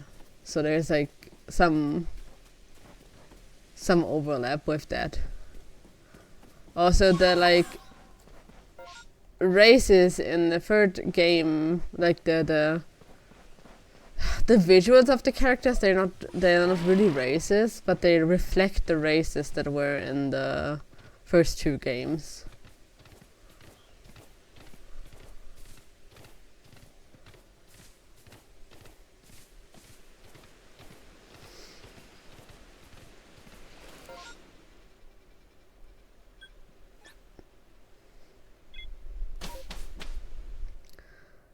The only thing that's giving a real headache after playing the DLC of the third game, and I also played the other DLC, so I did play all of the numbered entrances with their respective story add-on DLCs.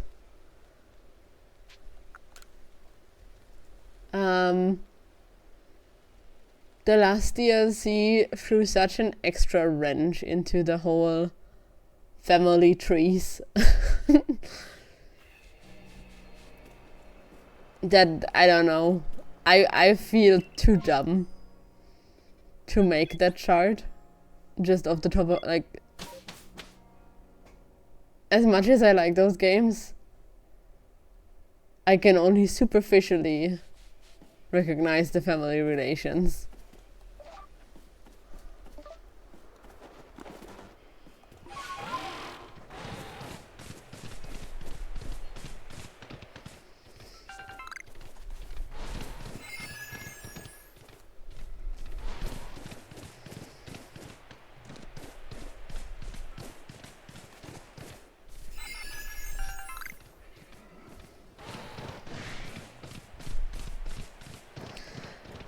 For the first game,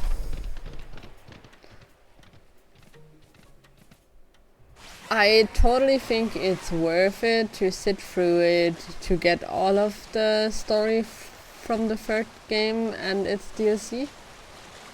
Also, the DLC at the end of the first game is a whole lot nicer on the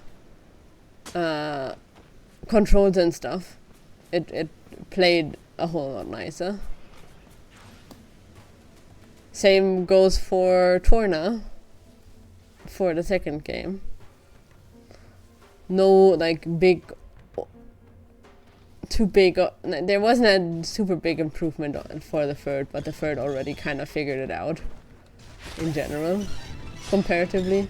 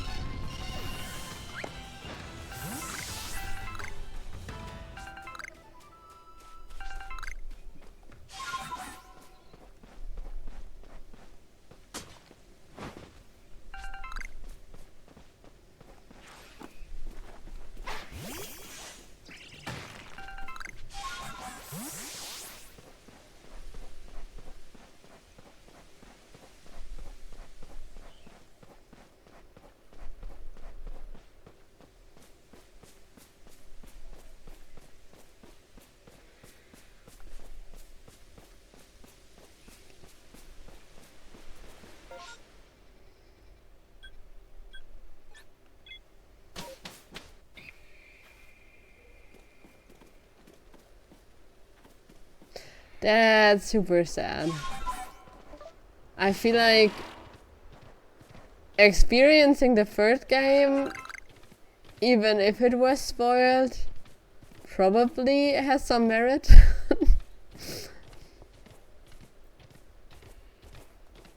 But yeah, I know how hard it is to prioritize time with as many good games as are out there.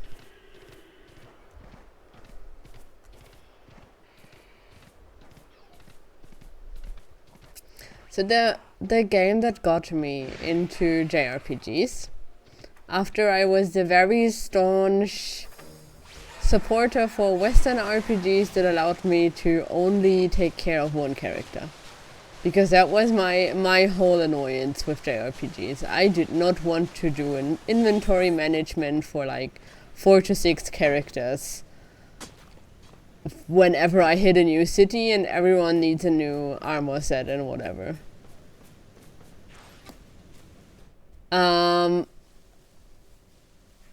Why is there no one here? Did I miss something? Did I not return to town? Was I too fast?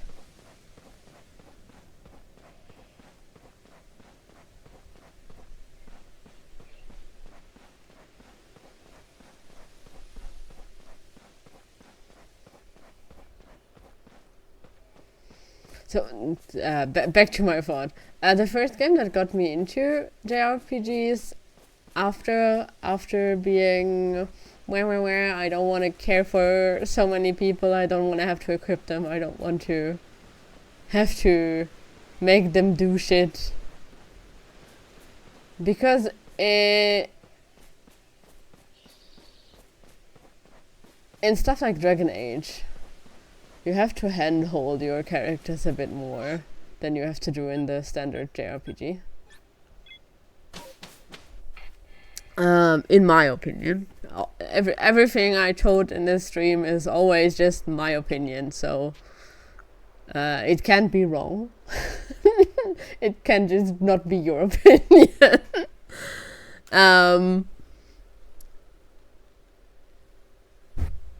No, I usually don't speak about facts. I usually speak about feels. So yeah, they feel like a lot more handhold. Like I have to hold the hand of the characters more.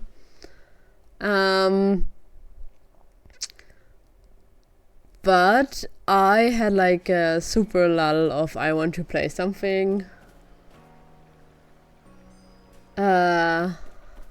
Oh no, I just know that Dragon Age fans can also be very dedicated, so I don't want to be the, getting piled on because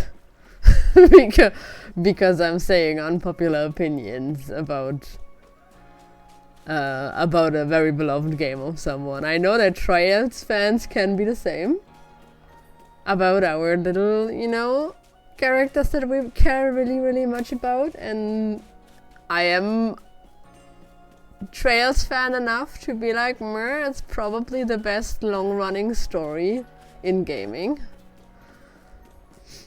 Not because any kind of the story beats is super revolutionary or whatever, but it still, didn't run into a wall after so long and still makes sense. At least up to the games that I have played. And I haven't heard otherwise yet. Nobody has had the big, oh no, it all doesn't make any sense anymore.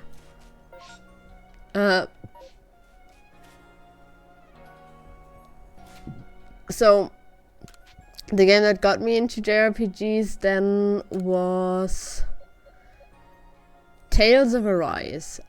I really like the art style of that game. And I mean, give me like a pretty boy, not boy, pretty guy character, and a pretty girl. And I'm probably going to be very like happy in general.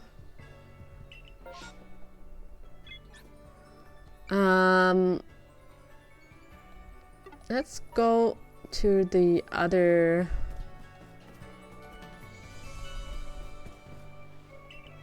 to give that one guy a little break here. So yeah, the art style completely won me over on that one, and I love Alphen and Xion. I am also a pretty big fan of their relationship and the like development of that.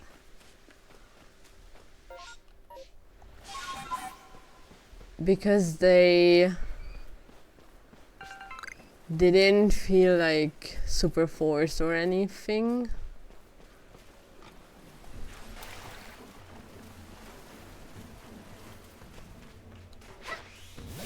And it made sense that they know that there was some trust issues and stuff like that.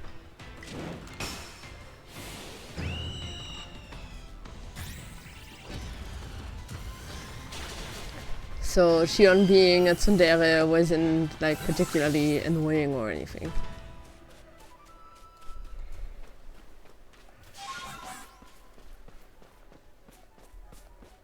Also, I think Xion is probably one of the prettiest JRPG protagonists.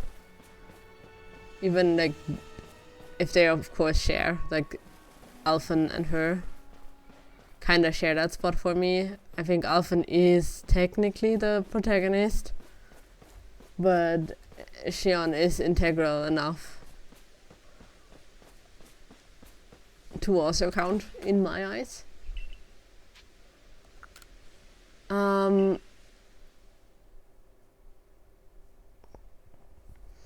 So yeah, she's probably one of the, if not the prettiest one in JRPGs. I am still hoping that they will eventually make a figure of her. I do have an Alphen one. I didn't get the Dohalim or Rin one, because that's like basically the two characters I probably like the least out of the game.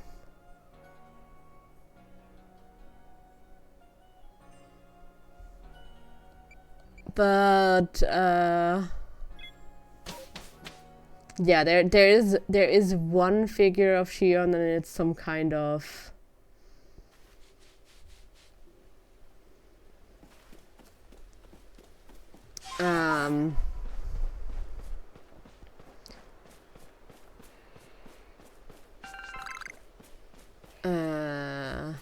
it's like her in a bathing suit sitting on one of those like water balls that you have for playing on the beach. And it's like, why? Why do you have to do this to people that just want her in her pretty dress? And I would have taken any of the variations of her dress, any color variation, any DLC costume if they had to, just not the bathing suit. Because that feels the least her.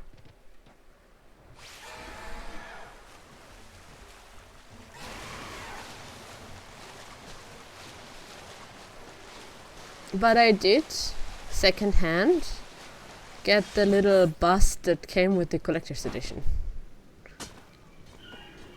So that has to tide me over until they maybe eventually make a figure of her.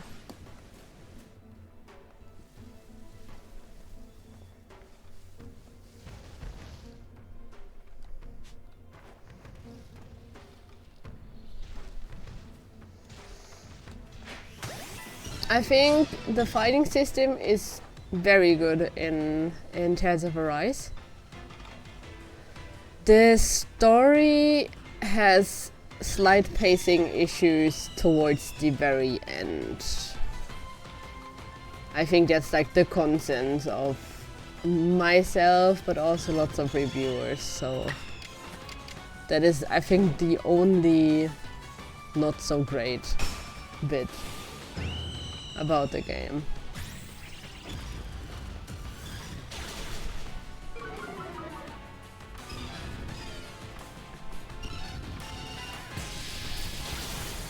What the fuck? Where did that thing go thunderbolt?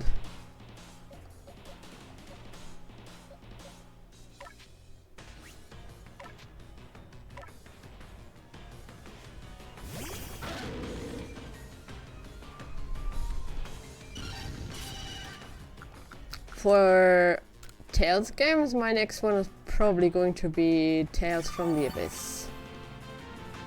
I have started some Tales games, but I kinda just didn't stick with them somehow. And I don't know why. Probably also just like a, in general, backlog problem. Tales games can be lengthy. I think for Berseria I stopped because I missed like a whole map on exploring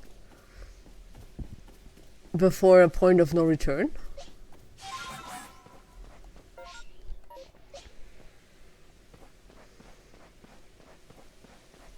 So that kind of miffed me, and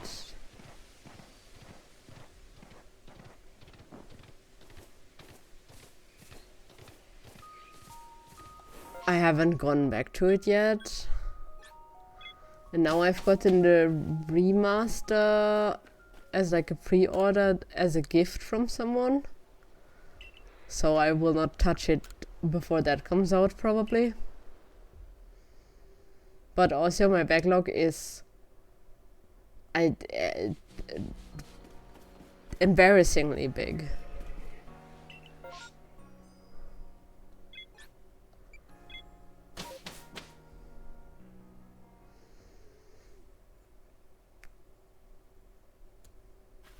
Which is not helping me with picking games I want to stream. Because sometimes I feel like, oh, I'd like to stream this game. But I'm also only have limited time to stream.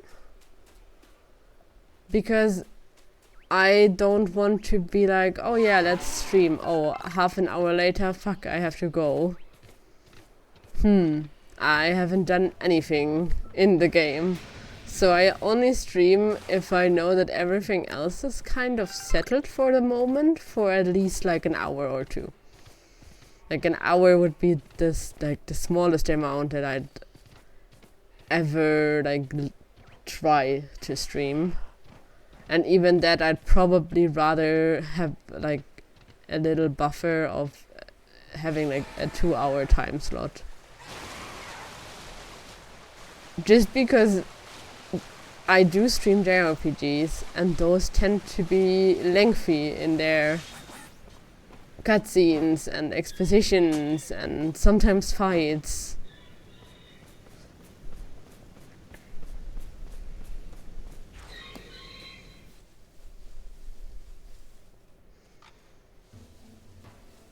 Pokemon is quite the like exception to that. I could have stopped this at any time and it wouldn't have disturbed anything.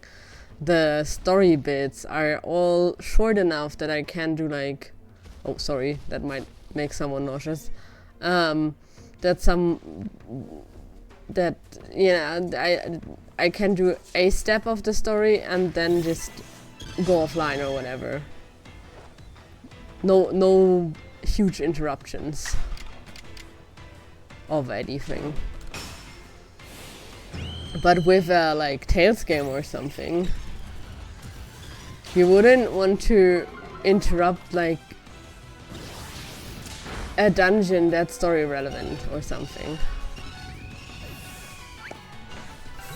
You would kind of try to get most of it done in one go. I always struggle like with the last dungeons in the games. Because on one hand, I would prefer to do the whole dungeon in one go.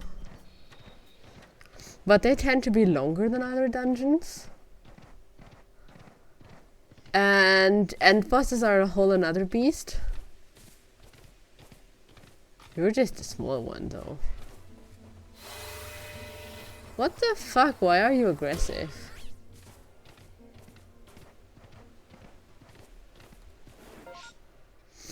I did not expect that guy to be aggressive.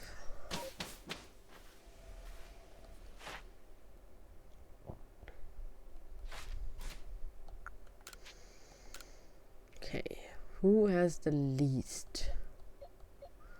I guess that's like the 3 of them.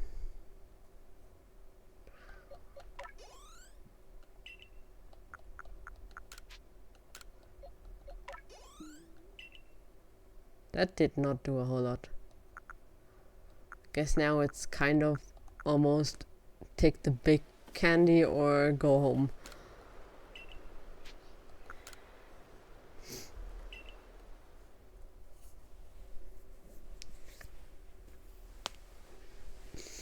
So that means if I pick like a long game, for example, I would like to play Xenoblade Chronicles X, but I know a Xenoblade story game is like, for my play style, 80 to 100 something hours. My average stream is probably around the 3-hour mark. Let's put it at 2.5, just for mathing and so on. That's like 10 streams for a 25-hour games, so it's 40 streams for like a 100-hour game. Probably a bit less, but to just run with that number. 40 streams is 2 to 3 months at least.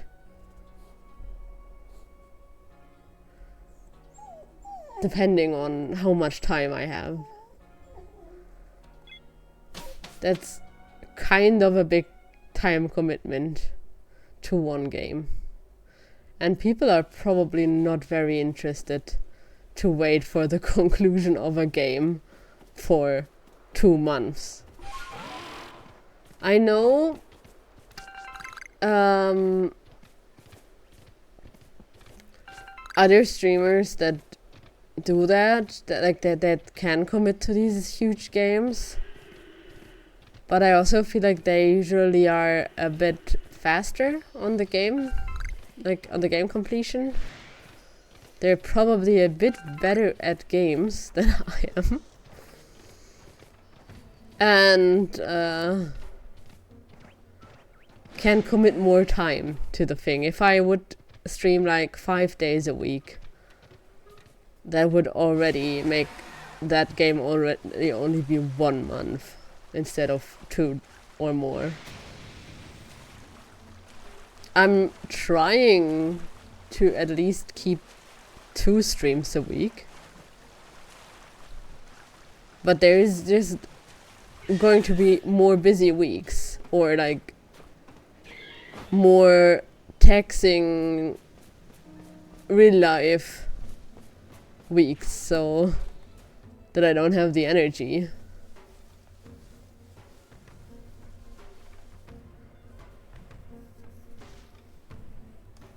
So I don't feel like I'm at that level of commitment yet. And we can take that small guy out too.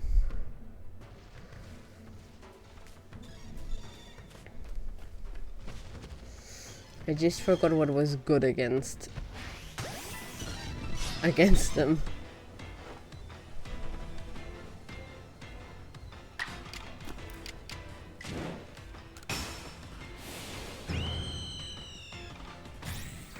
So I'm currently trying to stick more to the like 100 to the 50-hour games, where it's like a bit over a month if I don't slack too much. What did it do?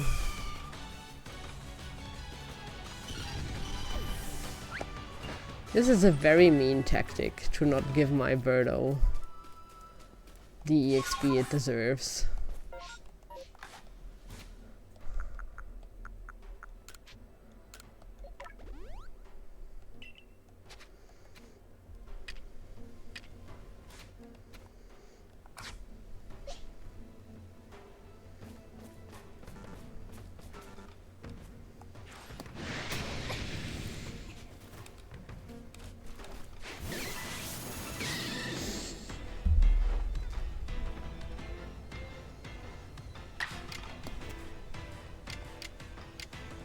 So everything is effective?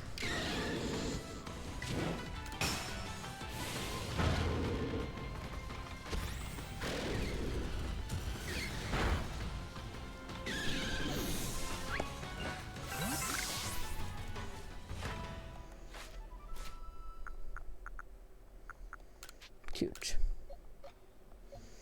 Is this going to do anything? Not really.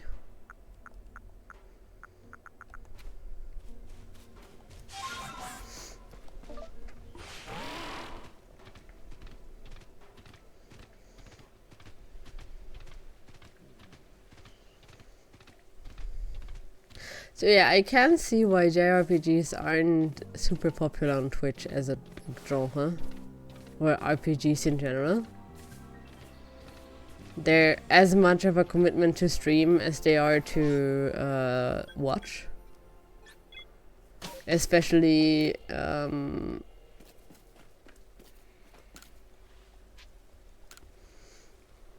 if you like miss one bit and then you get kind of lost. Also, lots of people just want to play them in their own time, so they don't want to be spoiled on the story.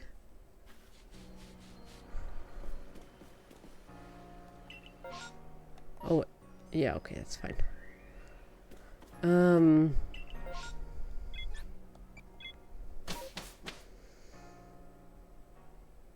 On the other hand, I just play what I would have played in my own time.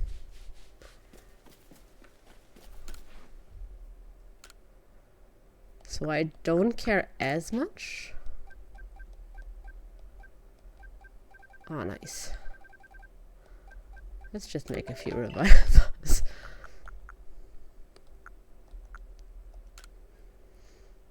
Also make a bunch of balls.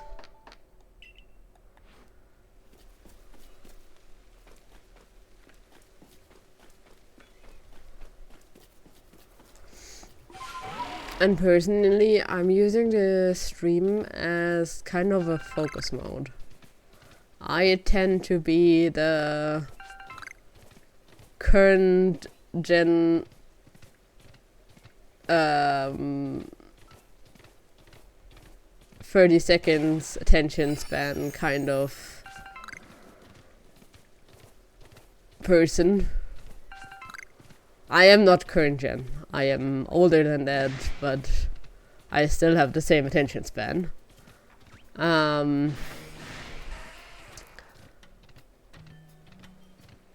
So if I am trying to focus on a singular game solely and not have like a YouTube video running in the background, Netflix running in the background,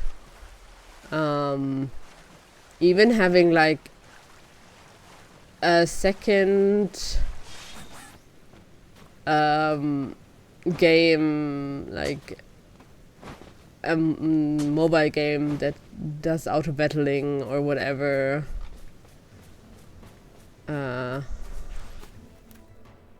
not to name potential games, because I do not plan on streaming any of them.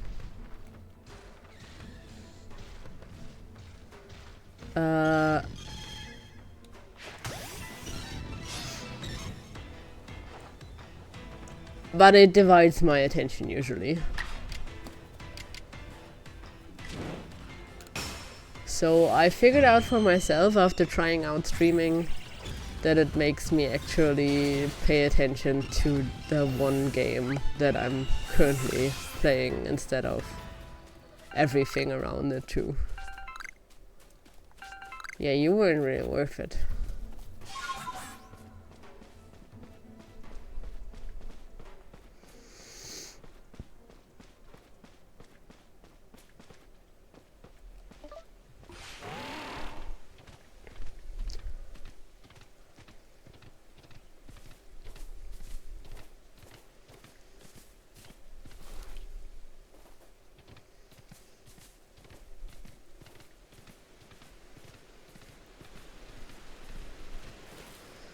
That flying Gyarados still looks like a bug to me.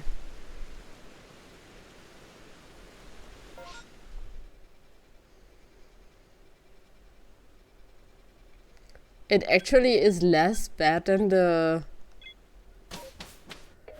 whatever the biggest of the bad ones is.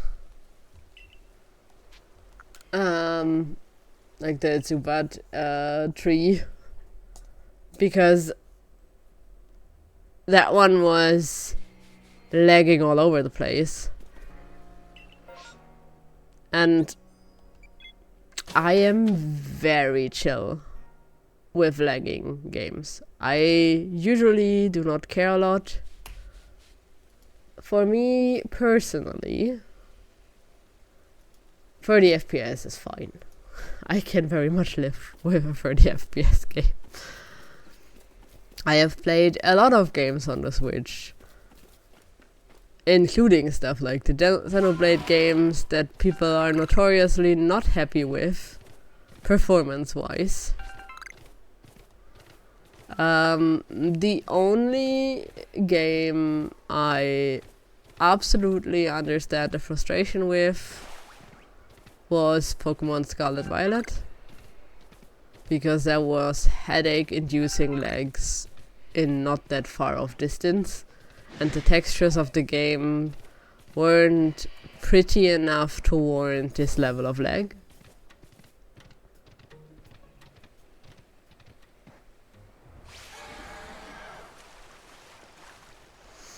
This game has less lag, for sure. But there is still some lag that is very noticeable.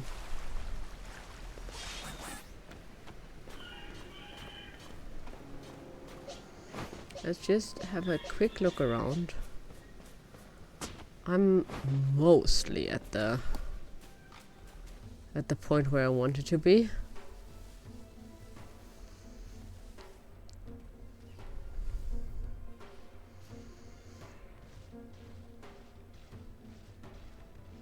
I have zero clue. Maybe it was quote unquote denser populated. I really couldn't tell how they made it that bad.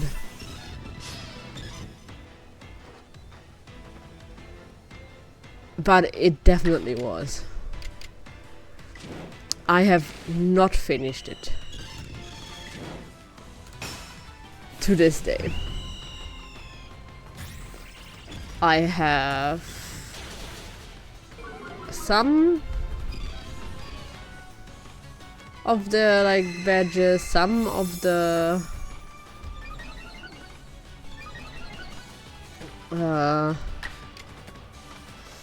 delinquent camps and whatever they were. I was not a big fan of the open world in that kind of game. These open world-ish maps are fine. Excuse me. Especially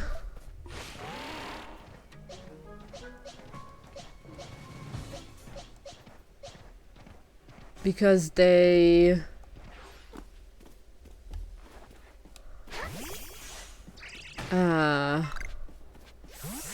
you still have like smaller maps. It's not like one big whole world that's supposed to be seamless or whatever. Maybe that was their problem for Scarlet Violet, that it was technically one big map, even if I don't know how true that actually is.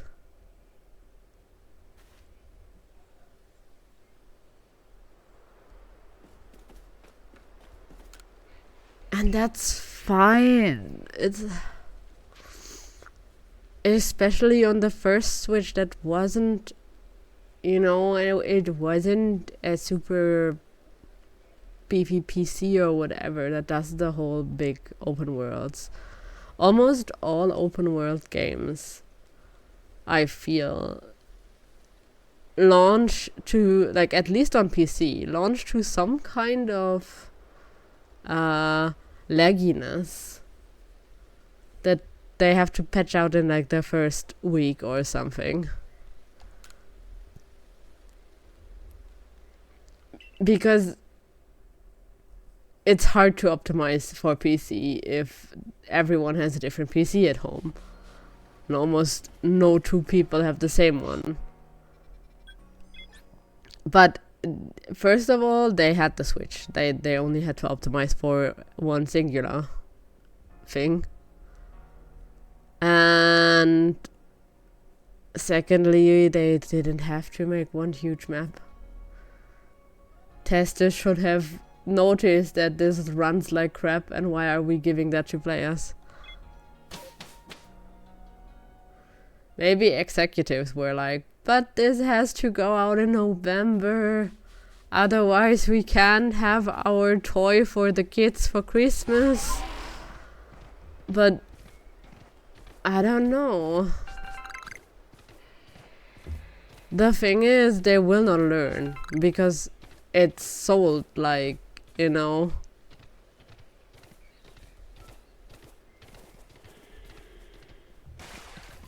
it's sold like crazy. Everyone is complaining about how bad ZA looks. And I think this game here looks better than ZA. Because it's not like, the textures aren't great. Don't get me wrong. This is very basic textures. I don't care that much about.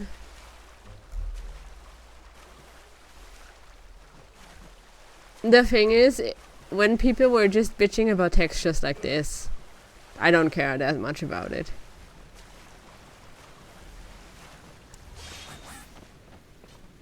But the like unserviceableness of it that you could only really get from playing it, that is the thing that in the end was like,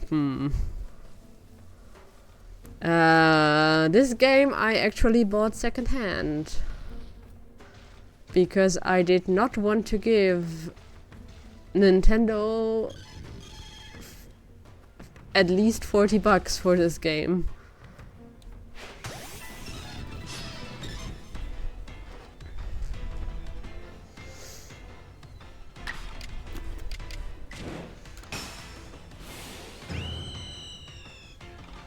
That's why I waited for a few years for it to maybe get more, like maybe get cheaper on its own.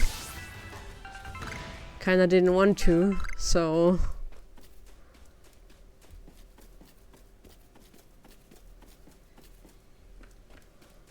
I mean, I did the same for Scarlet Violet because I liked Shield and Sword.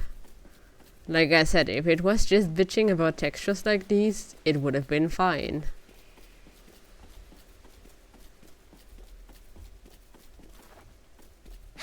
I wasn't immediately sold on the whole research and just catch a whole bunch of Pokemon that you don't even want.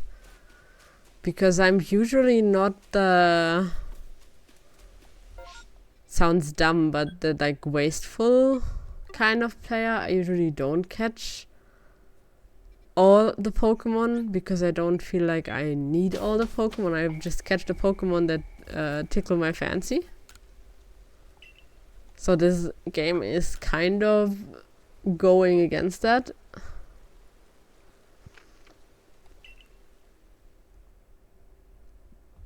It's nice that they are like, oh yeah, and if you run out of if you run out of space in your pasture, no problem, we will totally release your Pokemons into the wild, and we will release them into a biome that is actually good for them and stuff. Which I feel like they solely did because people were having fun about the Pokemon Go.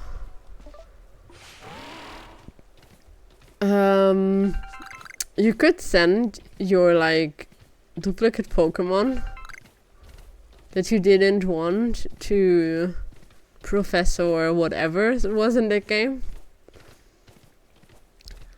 And he would give you candy for that specific Pokemon that only that Pokemon could use for EXP. And at least like in like my little bubble, the joke was, haha, he's just like grinding up your Pokemon, like putting them in a blender and making some candy out of them for their brethren that you kept. Not sure if that was like a super, like if that was widespread enough, but it almost feels like if we got to that conclusion, probably more people got. Yeah. So I didn't research it, so I didn't want to say it was a global thing, but I think it was pretty universal. Yes, I mean, makes sense. Okay. Soon. TM.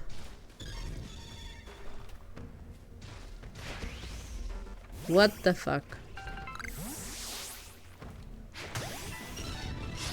That was a dodge of the Blissey's part.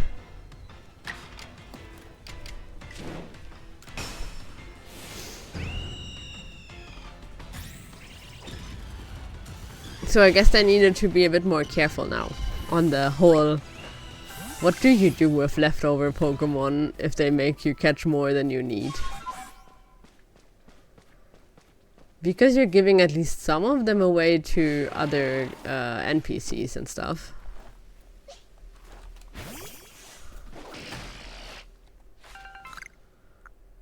Oh, I have one EXP candy. Who is worst off? The Leafeon, actually.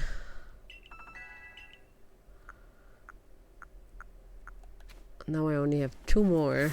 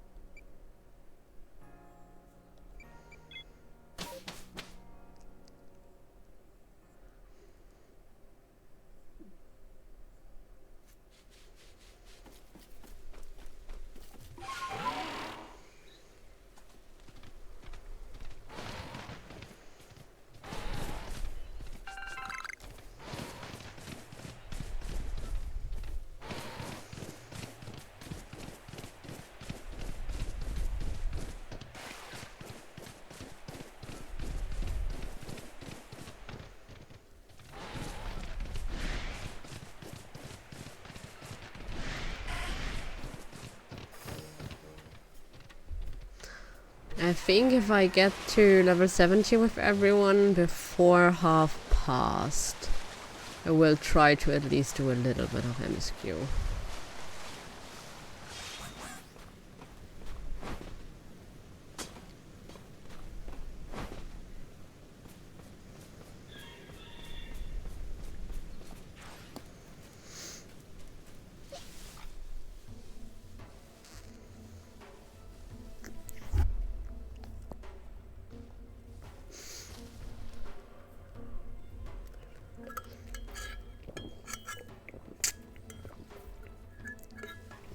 I didn't want to stream super late today.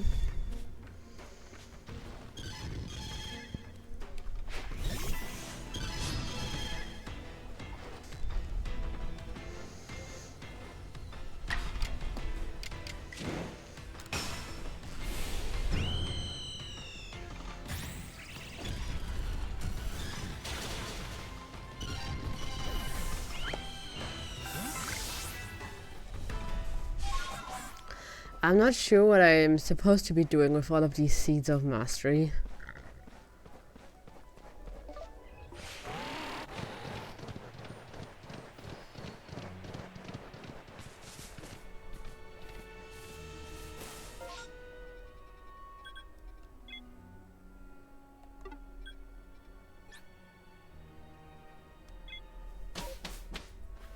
Because they're technically supposed to... Oh wait, everyone is level 70. Nice. So I'm free.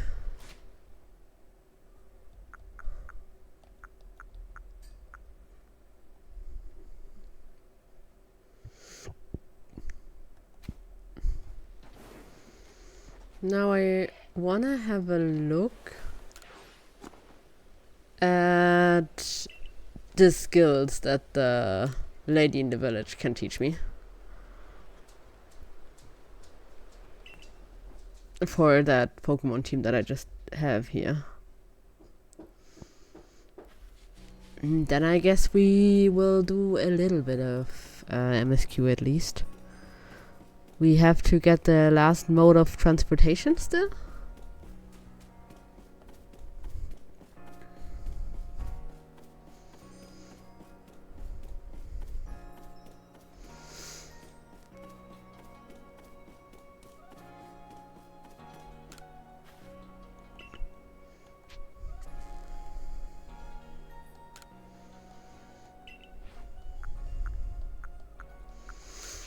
Let's see.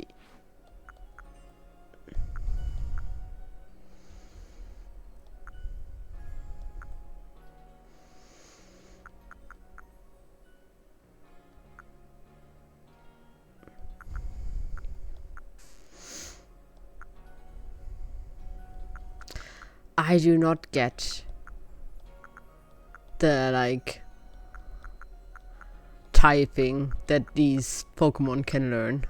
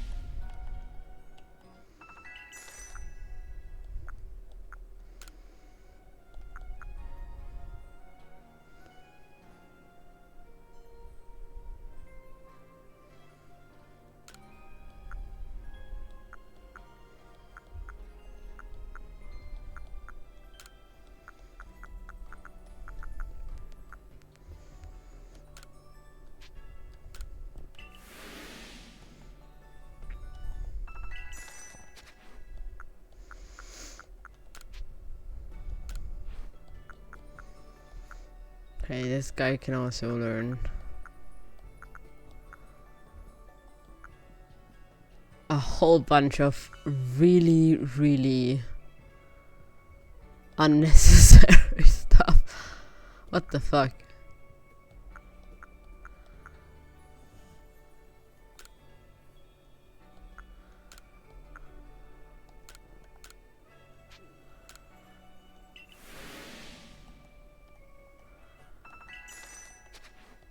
Typing is so weird in this game.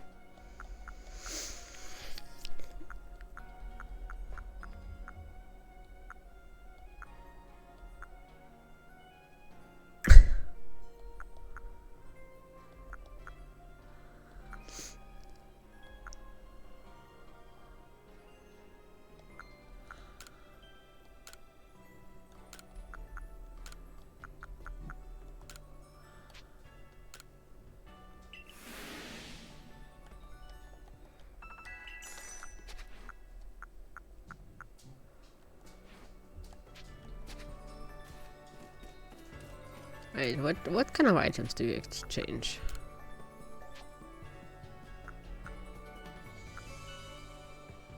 Okay, it's just yes. No. I got it.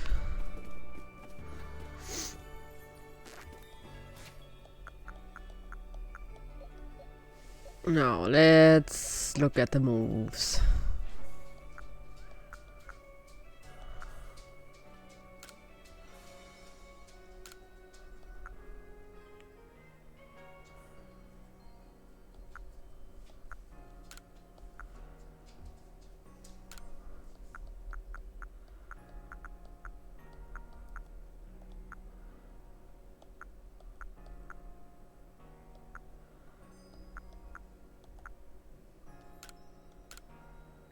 Okay, that is a bit higher.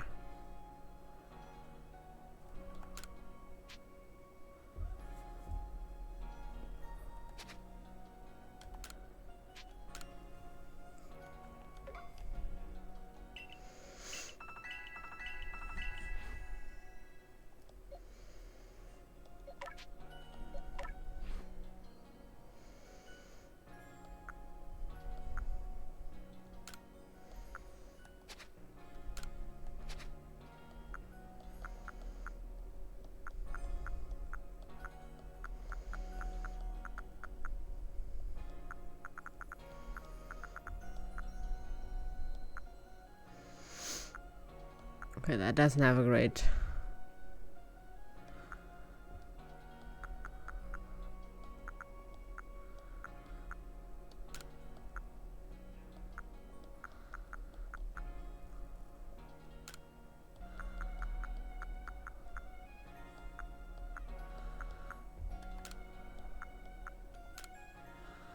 Let's diversify here.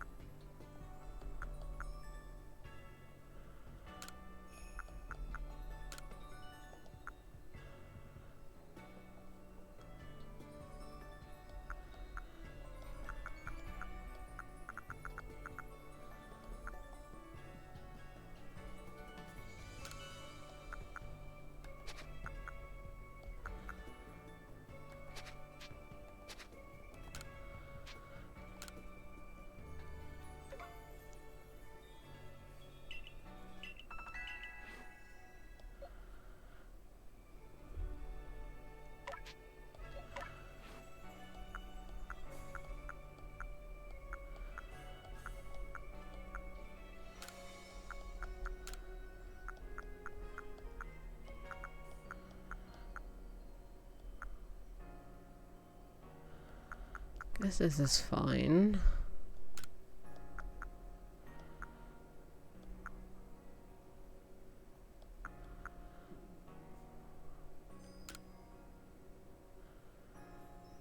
Oh no, wait, no.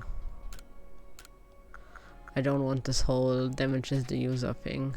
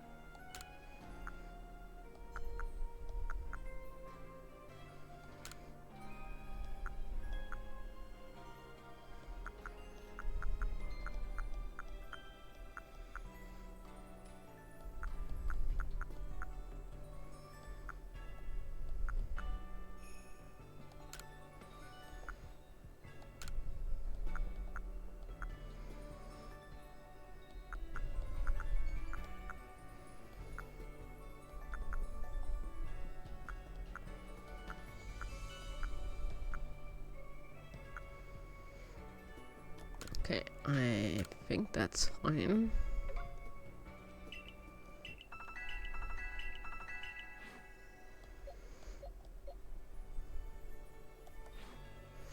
Actually, I should probably save my game.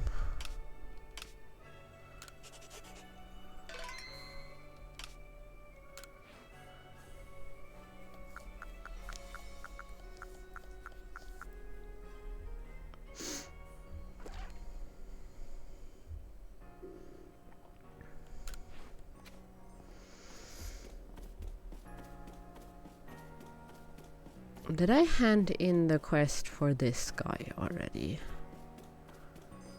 I might have forgotten about it. Yes, I forgot about it.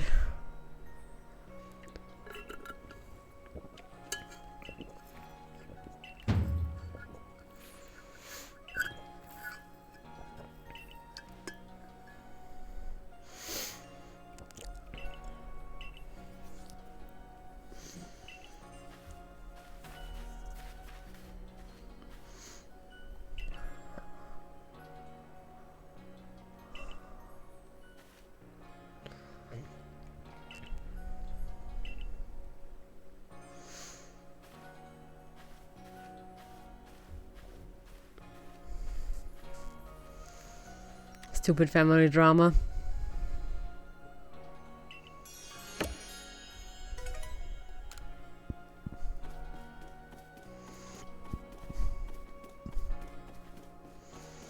I think I'd rather sell you stuff actually.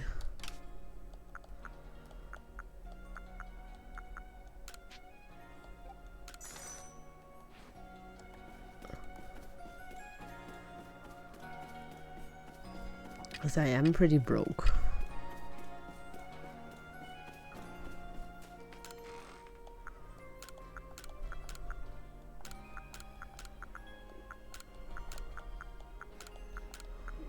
At least I did good on collecting shit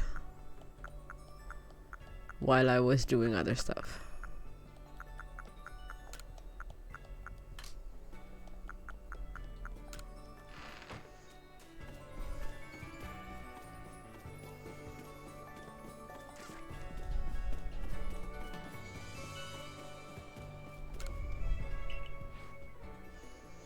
Ah, now you have also actually good balls. Nice.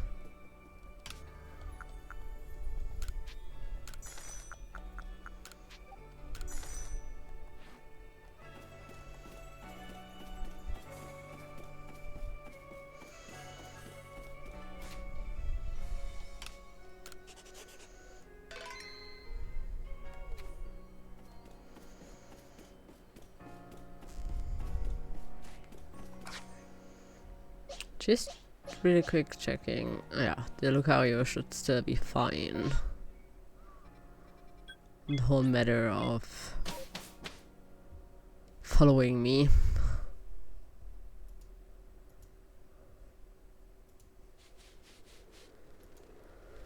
Okay, then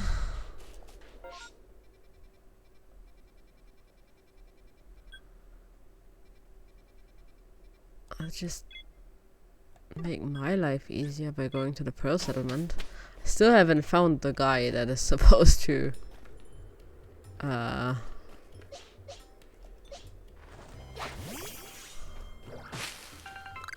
help set up that settlement.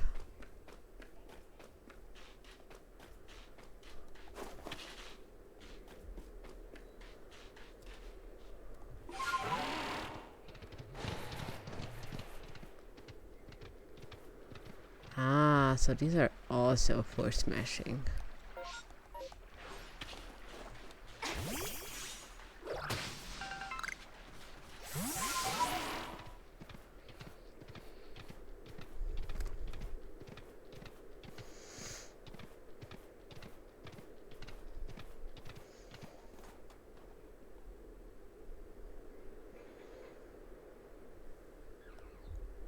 I guess this guy has to be literal hot, because why would he be in, like, next to a glacier without having his clothes on properly? I mean, girl next to him isn't any better, but still. Well, that was a real slog, fighting through those miserably icy winds to reach this desolate bit of nowhere. Well done, us. This gentleman is Avalok's warden and my most honorable teacher, Garrick. So, show some respect, Adaman. Let's begin with some proper introductions. I'm Garrick. I serve as one of the Pearl Clan's wardens. You must be Coco, right? Of the Galaxy team? Answer me this, would you? On what grounds do you come here seeking to quell Lord Avalok? That leads to my next question. What is wrong with him being frenzied?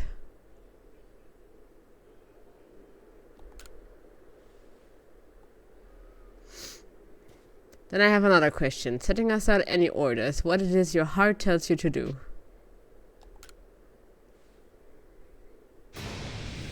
Our mighty lord of the tundra, Avalok, has done nothing to trouble any person or Pokémon. Sir, please try to keep your cool. For now, indeed, Avalok's causing no trouble. But aren't we also duty-bound to free our people from living in fear that such a colossal Pokémon might begin to wreak havoc at any moment? We are. There's certainly some logic to that. But if that is what you hope to accomplish, then we must judge whether this child is up to the task. Who cares about the grandstanding? Let's get to battling. I want you, then you will never earn my approval if you won't allow me to test your mettle. All there is for me to do is resume the training. I mean, I just want to put the Rapidash in the first spot and now we can battle. Here. Hello, I came to battle.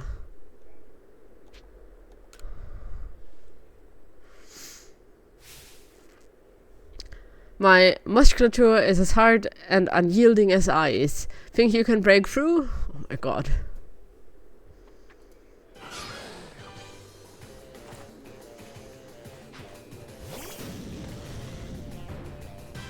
It's ghosties. Frost ghosties.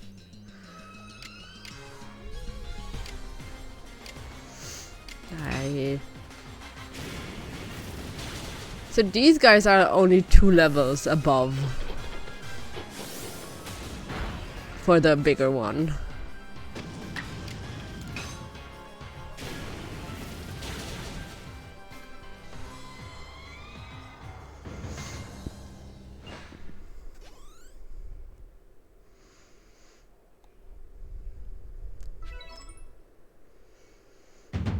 Outstanding. I'm tough as an iceberg, but you smashed me through and through. I suppose you all can get on with it now. This one's alright. Thank you, sir. Some might still have their doubts about a stranger like Coco, but I'll vouch for her. That if you insist on quelling Avalok's frenzy, you'll want to claim some of that eternal ice.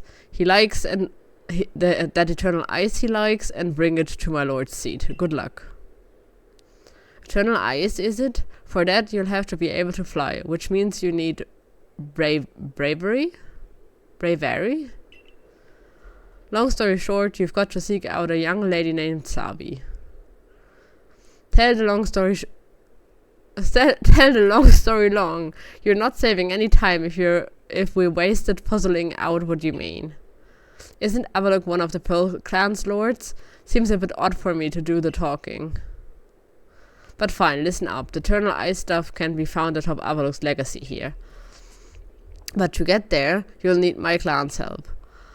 Not even Sneasler can climb the surface, let alone a person like you or me. You're going to have to approach by air, with bravery's help. Garrick once managed to climb nearly to the top of Avalok's legacy, I'll have you know. He says he made it to within 6 feet of the top. Might makes right, or at least height. About Sabi, how do I put this? Even when she's not flying with bravery, she's got her head in the clouds. Well, you understand once you meet her.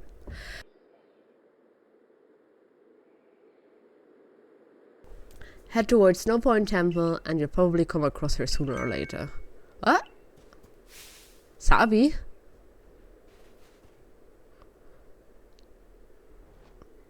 My clairvoyance told me that I'd lead you on a chase. Think you can reach me? I see what you meant about Zabi, but why would she be up there? Seems you better focus on pursuing Warden Zabi and let me focus on my workout while I still can.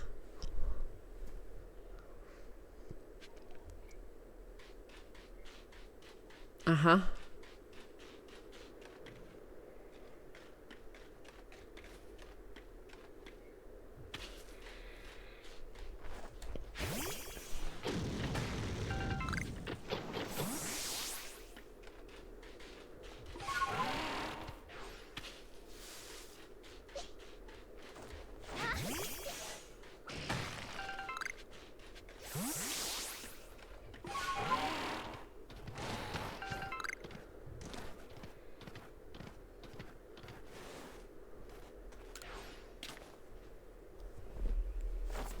Hello, my name's Sabi.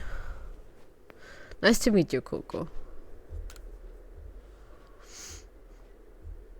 I've heard about you. You're super talented, right? I bet you're gonna be fun to play with. I know why you're here too. You want Bravery's help so you can quell Avalok's frenzy, don't you? Well, you'll get it. If you can catch me first. Let's go, Bravery.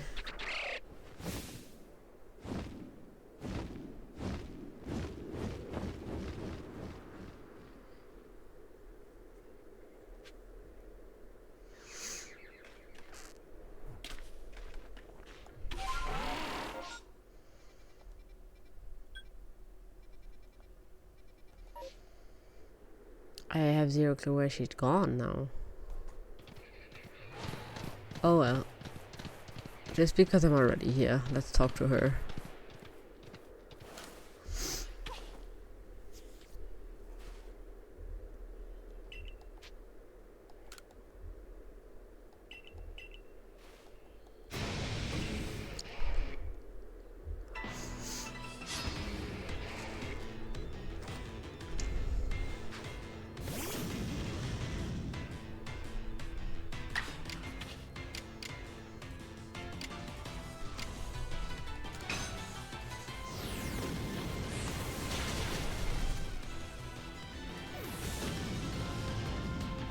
Oh, oops, that's also a recoil one.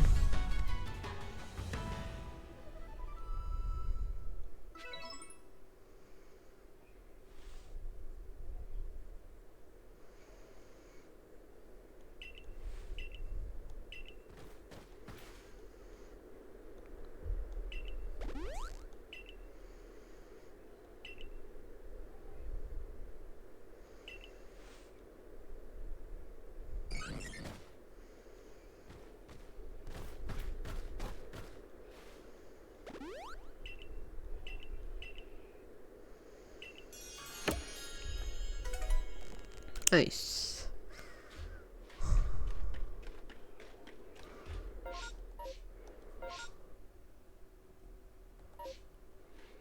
Does it show me?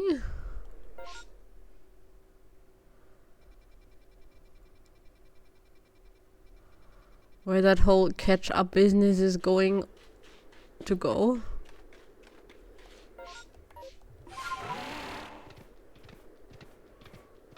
Because I kinda didn't see where she went.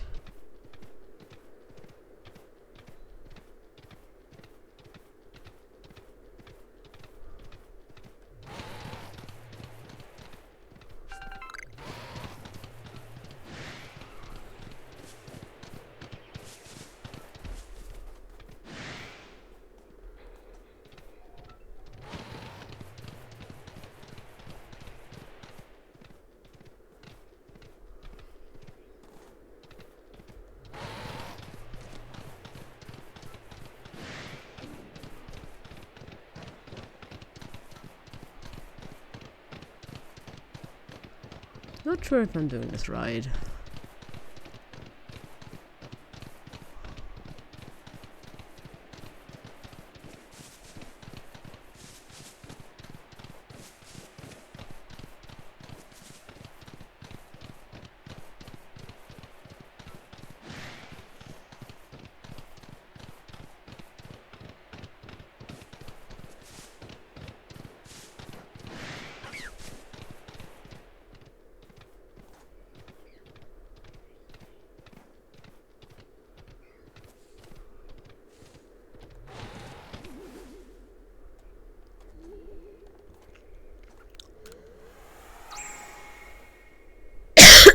Sorry.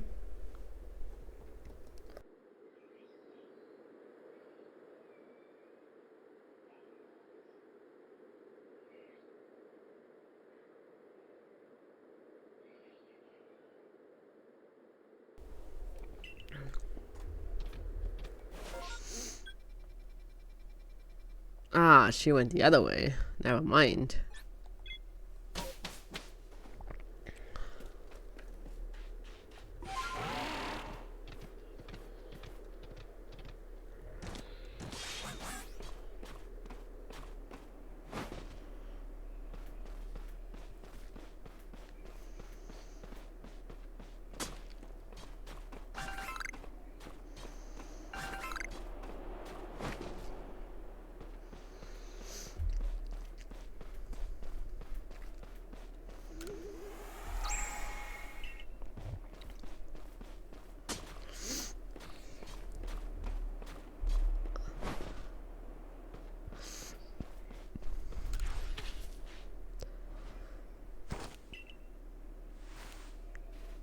You made it all the way up here in this cold.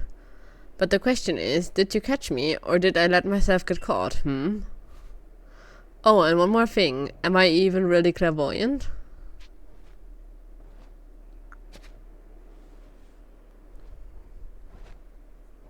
No one but me could really know, right? Anyway, the challenge continues. The next stop of our merry chase is Snow Point Temple. The real question is, am I really having fun playing with you, or am I bored, Let's go, Braviary. Braviary. I know it's you know, the mix between brave and aviary.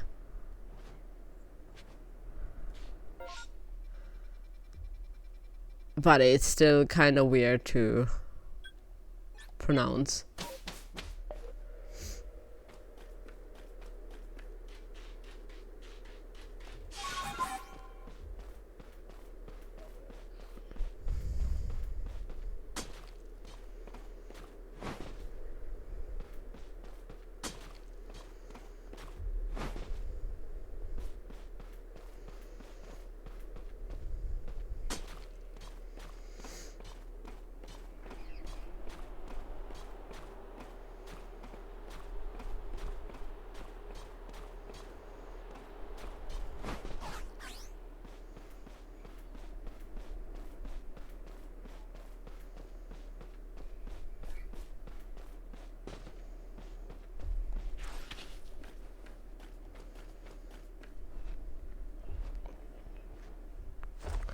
Hi again, Coco. It's nice having someone new out here to play with. Safety in numbers or something like that. Anyway, here's Snow Point Temple. I've opened up the front door for you. Just a little more chasing left for you to do. But the real question here is, am I really having fun playing with you, or am I bored,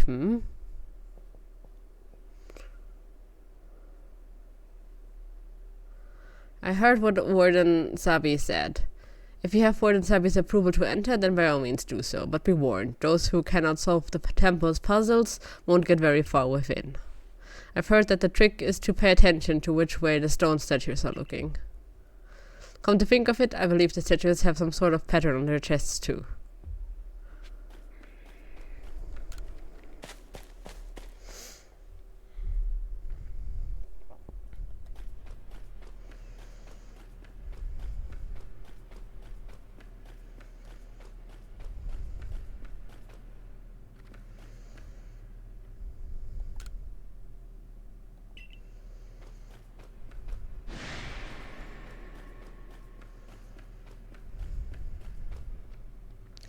This one is steel. Steel.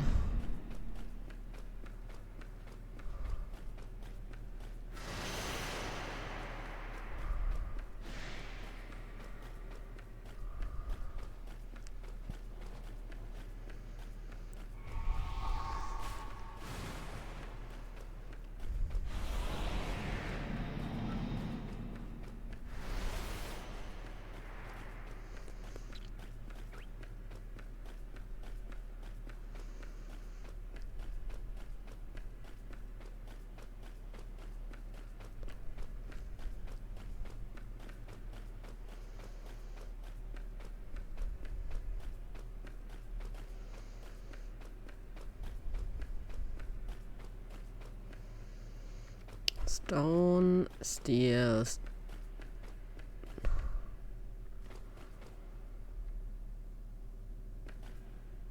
sun.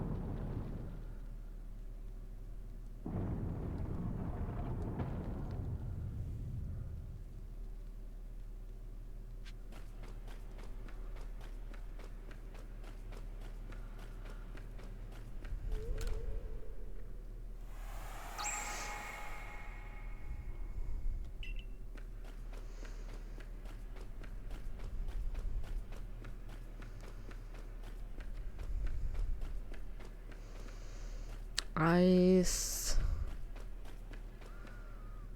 stone, steel.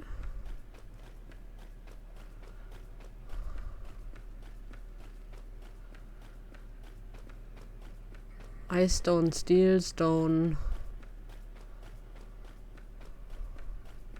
ice.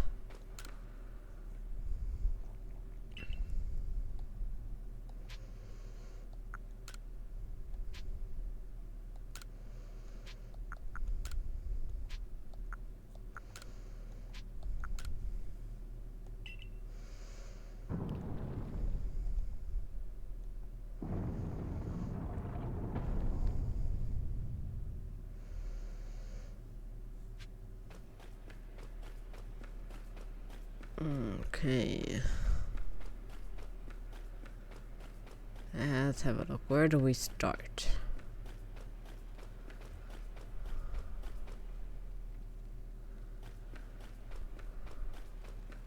I think we start back here.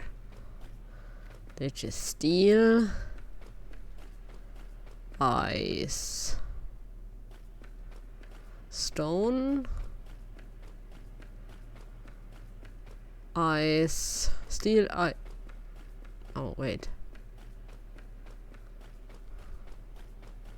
Steel, ice, stone, ice,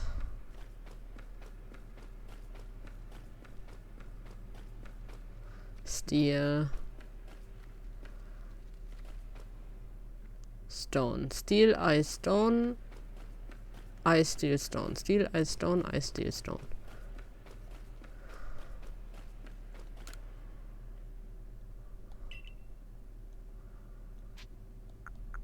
Steel, ice, stone, ice, steel, stone.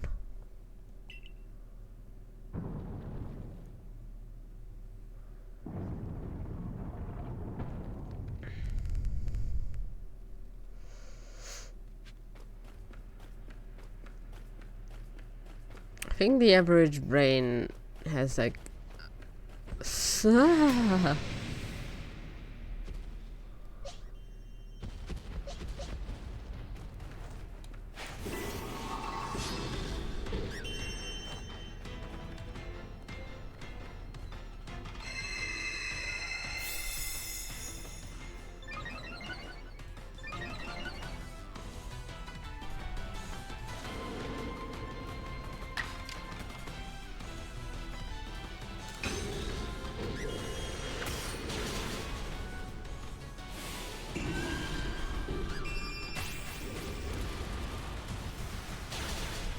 ow.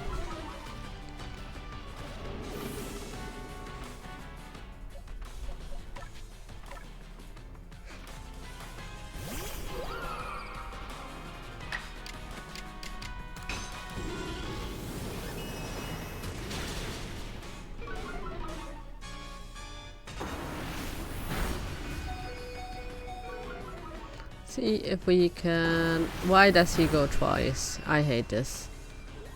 Like, I will try to get him though, so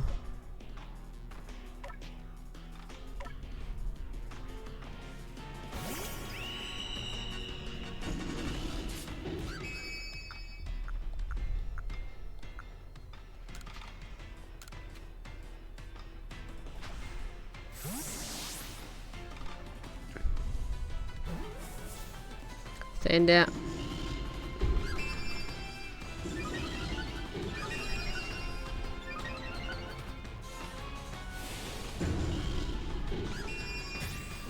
Yep, that guy is so dead.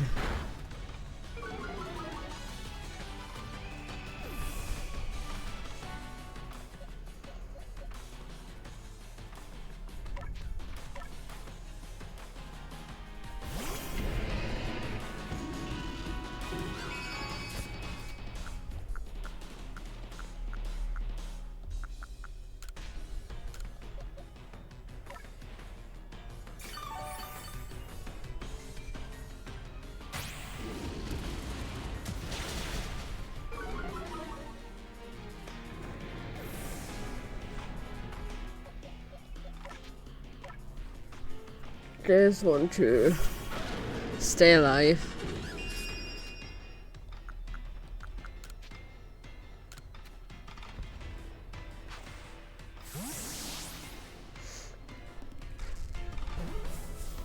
Come on, stay in. Nope.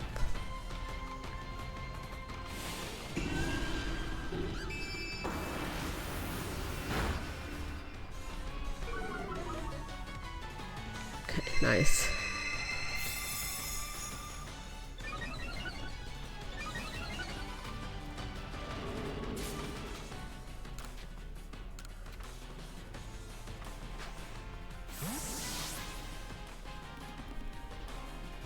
Really want to get him.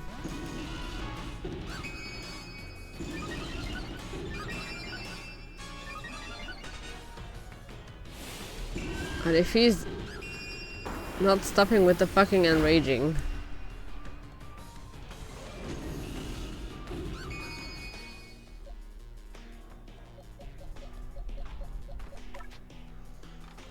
Nah, if he's going to one-shot either way, we're going to hit with her. Okay. Last try on the boards.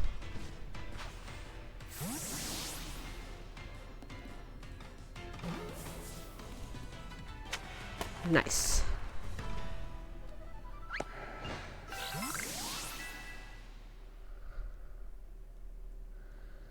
Didn't even give that much HP. Now just a question.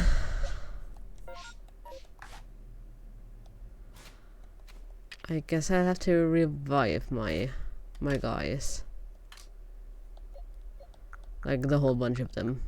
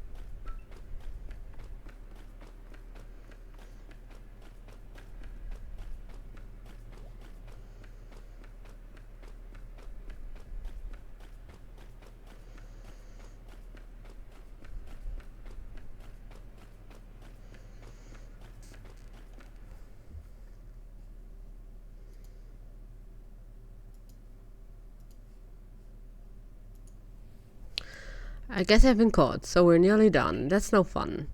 You remember my clairvoyance? It showed me something else. I saw you flying with bravery. Do you think that'll come to pass?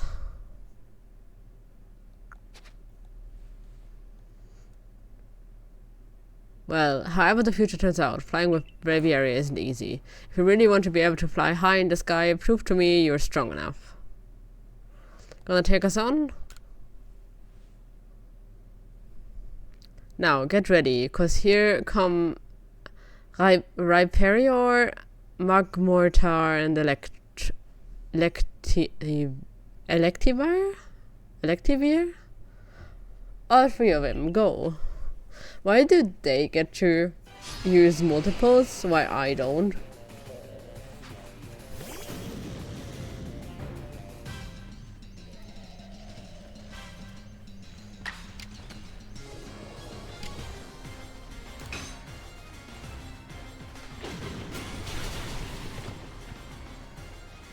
and is already gone.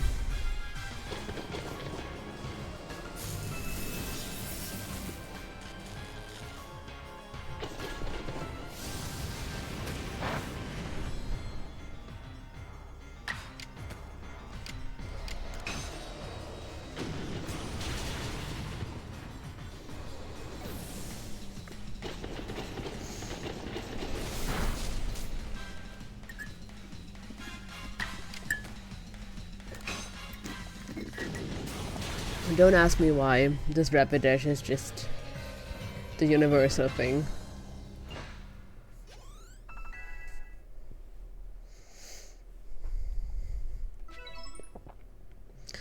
Wow, you caught us and you beat us. You've won all our games so far. But Braviary still wants to get to know you even better. Up to the roof we go.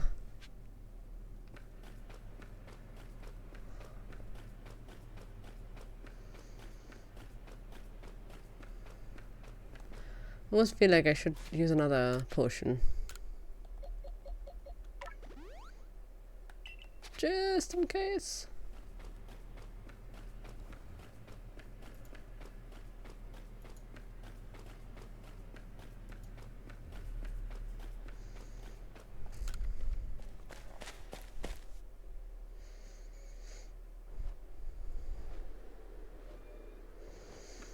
Just having like a teeny tiny look around. If I'm already up here. Oh, there is even more. There's probably going to be like a wisp or something on the back of that thing, or so, or just so that you have something else.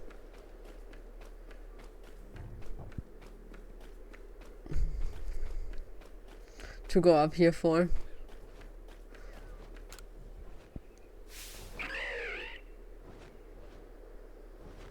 Alright, Braviary. Why not test out Coco's strength for yourself? I think that's the first one that wants to battle me like that.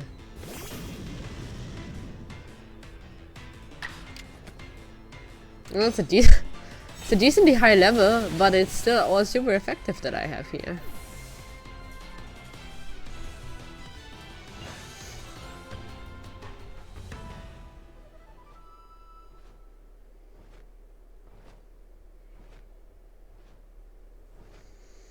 I can't believe Braviary lost. But that's that. Thanks for playing with me. Guess I'll head home now. Bye.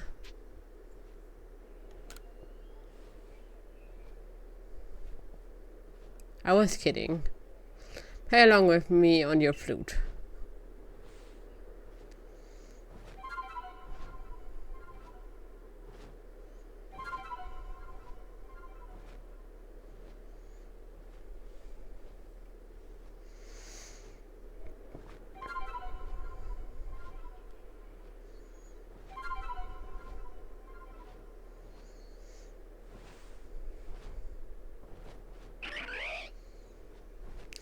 Braviary opened his heart and learned well the sound of your playing.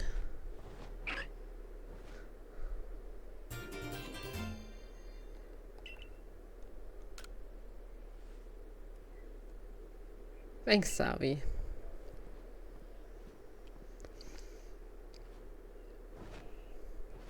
Sure, having Koki to fly around with should be fun for Braviary.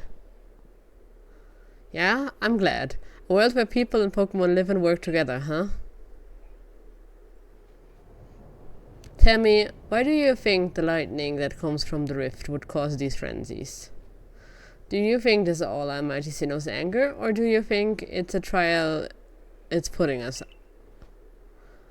If it's a trial, if we prove ourselves worthy and we quell the last noble, calm Avalok, then the rift really ought to close, right? Even if the one who seems to be clearing this trial is a newcomer like you, not one of us who've been living here in his way for ages now. How come you're playing all wise? I thought you weren't a big thinker, Adaman. Hush, Sabi, I can feel history on the move. And as far as I can see, the one ushering in this new era is you. So if I stick with you, someday I might get to meet Almighty Sinnoh myself. The question is, does listening to Adaman fascinate you or bore you to tears? Anyway, Coco, it's time for you to go soar with bravery. Braviary. If you jump from way up here, Braviary can take you gliding just about anywhere. But don't forget to get the Eternal Eyes. That's why you need Braviary in the first place, right?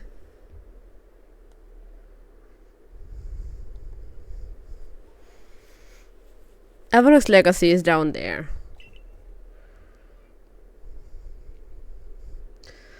Now, go get a feel for flying with Braviary. When you're done soaring the skies and want to land, just ask him to dive.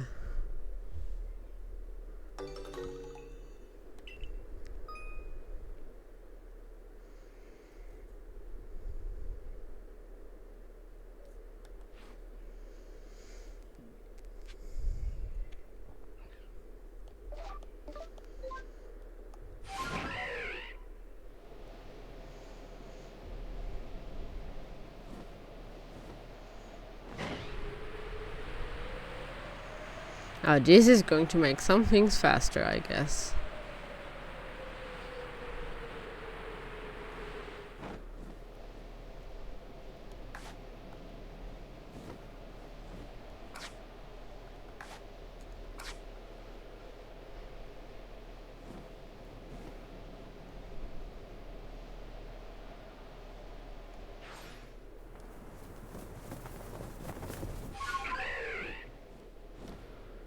No. We're diving down here.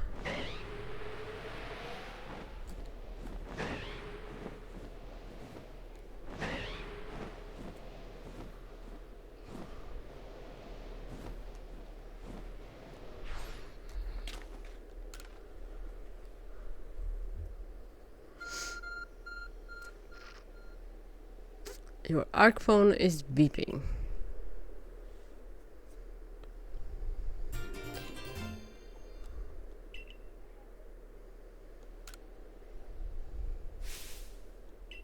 Ha. At last! The summer just conquered. And I see you made it too. Flew down to this place and obtained the Eternal Eyes, did ya? What drives that burning zeal of yours, I wonder?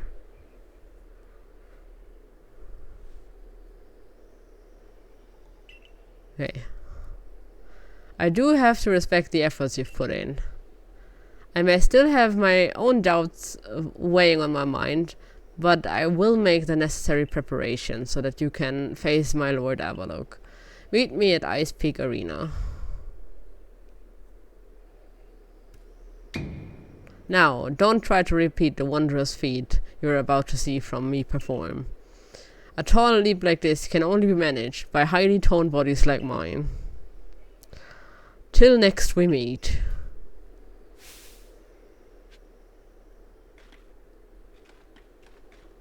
Man, the net chipped out on actually showing. Boo. Okay, and up here there is like basically nothing. Just a bit of rock salt.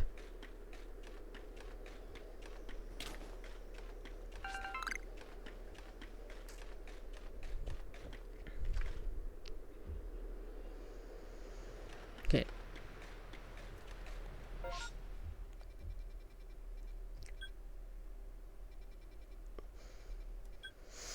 Yeah, Ice Peak Arena is over there. I already uncovered that part. Let me really quickly check something. Because there's one quest that I saw in like a quest list.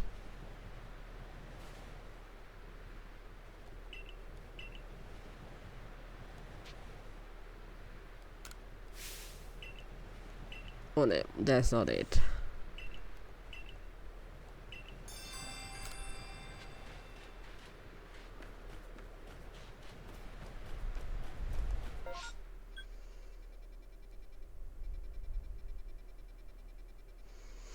Okay.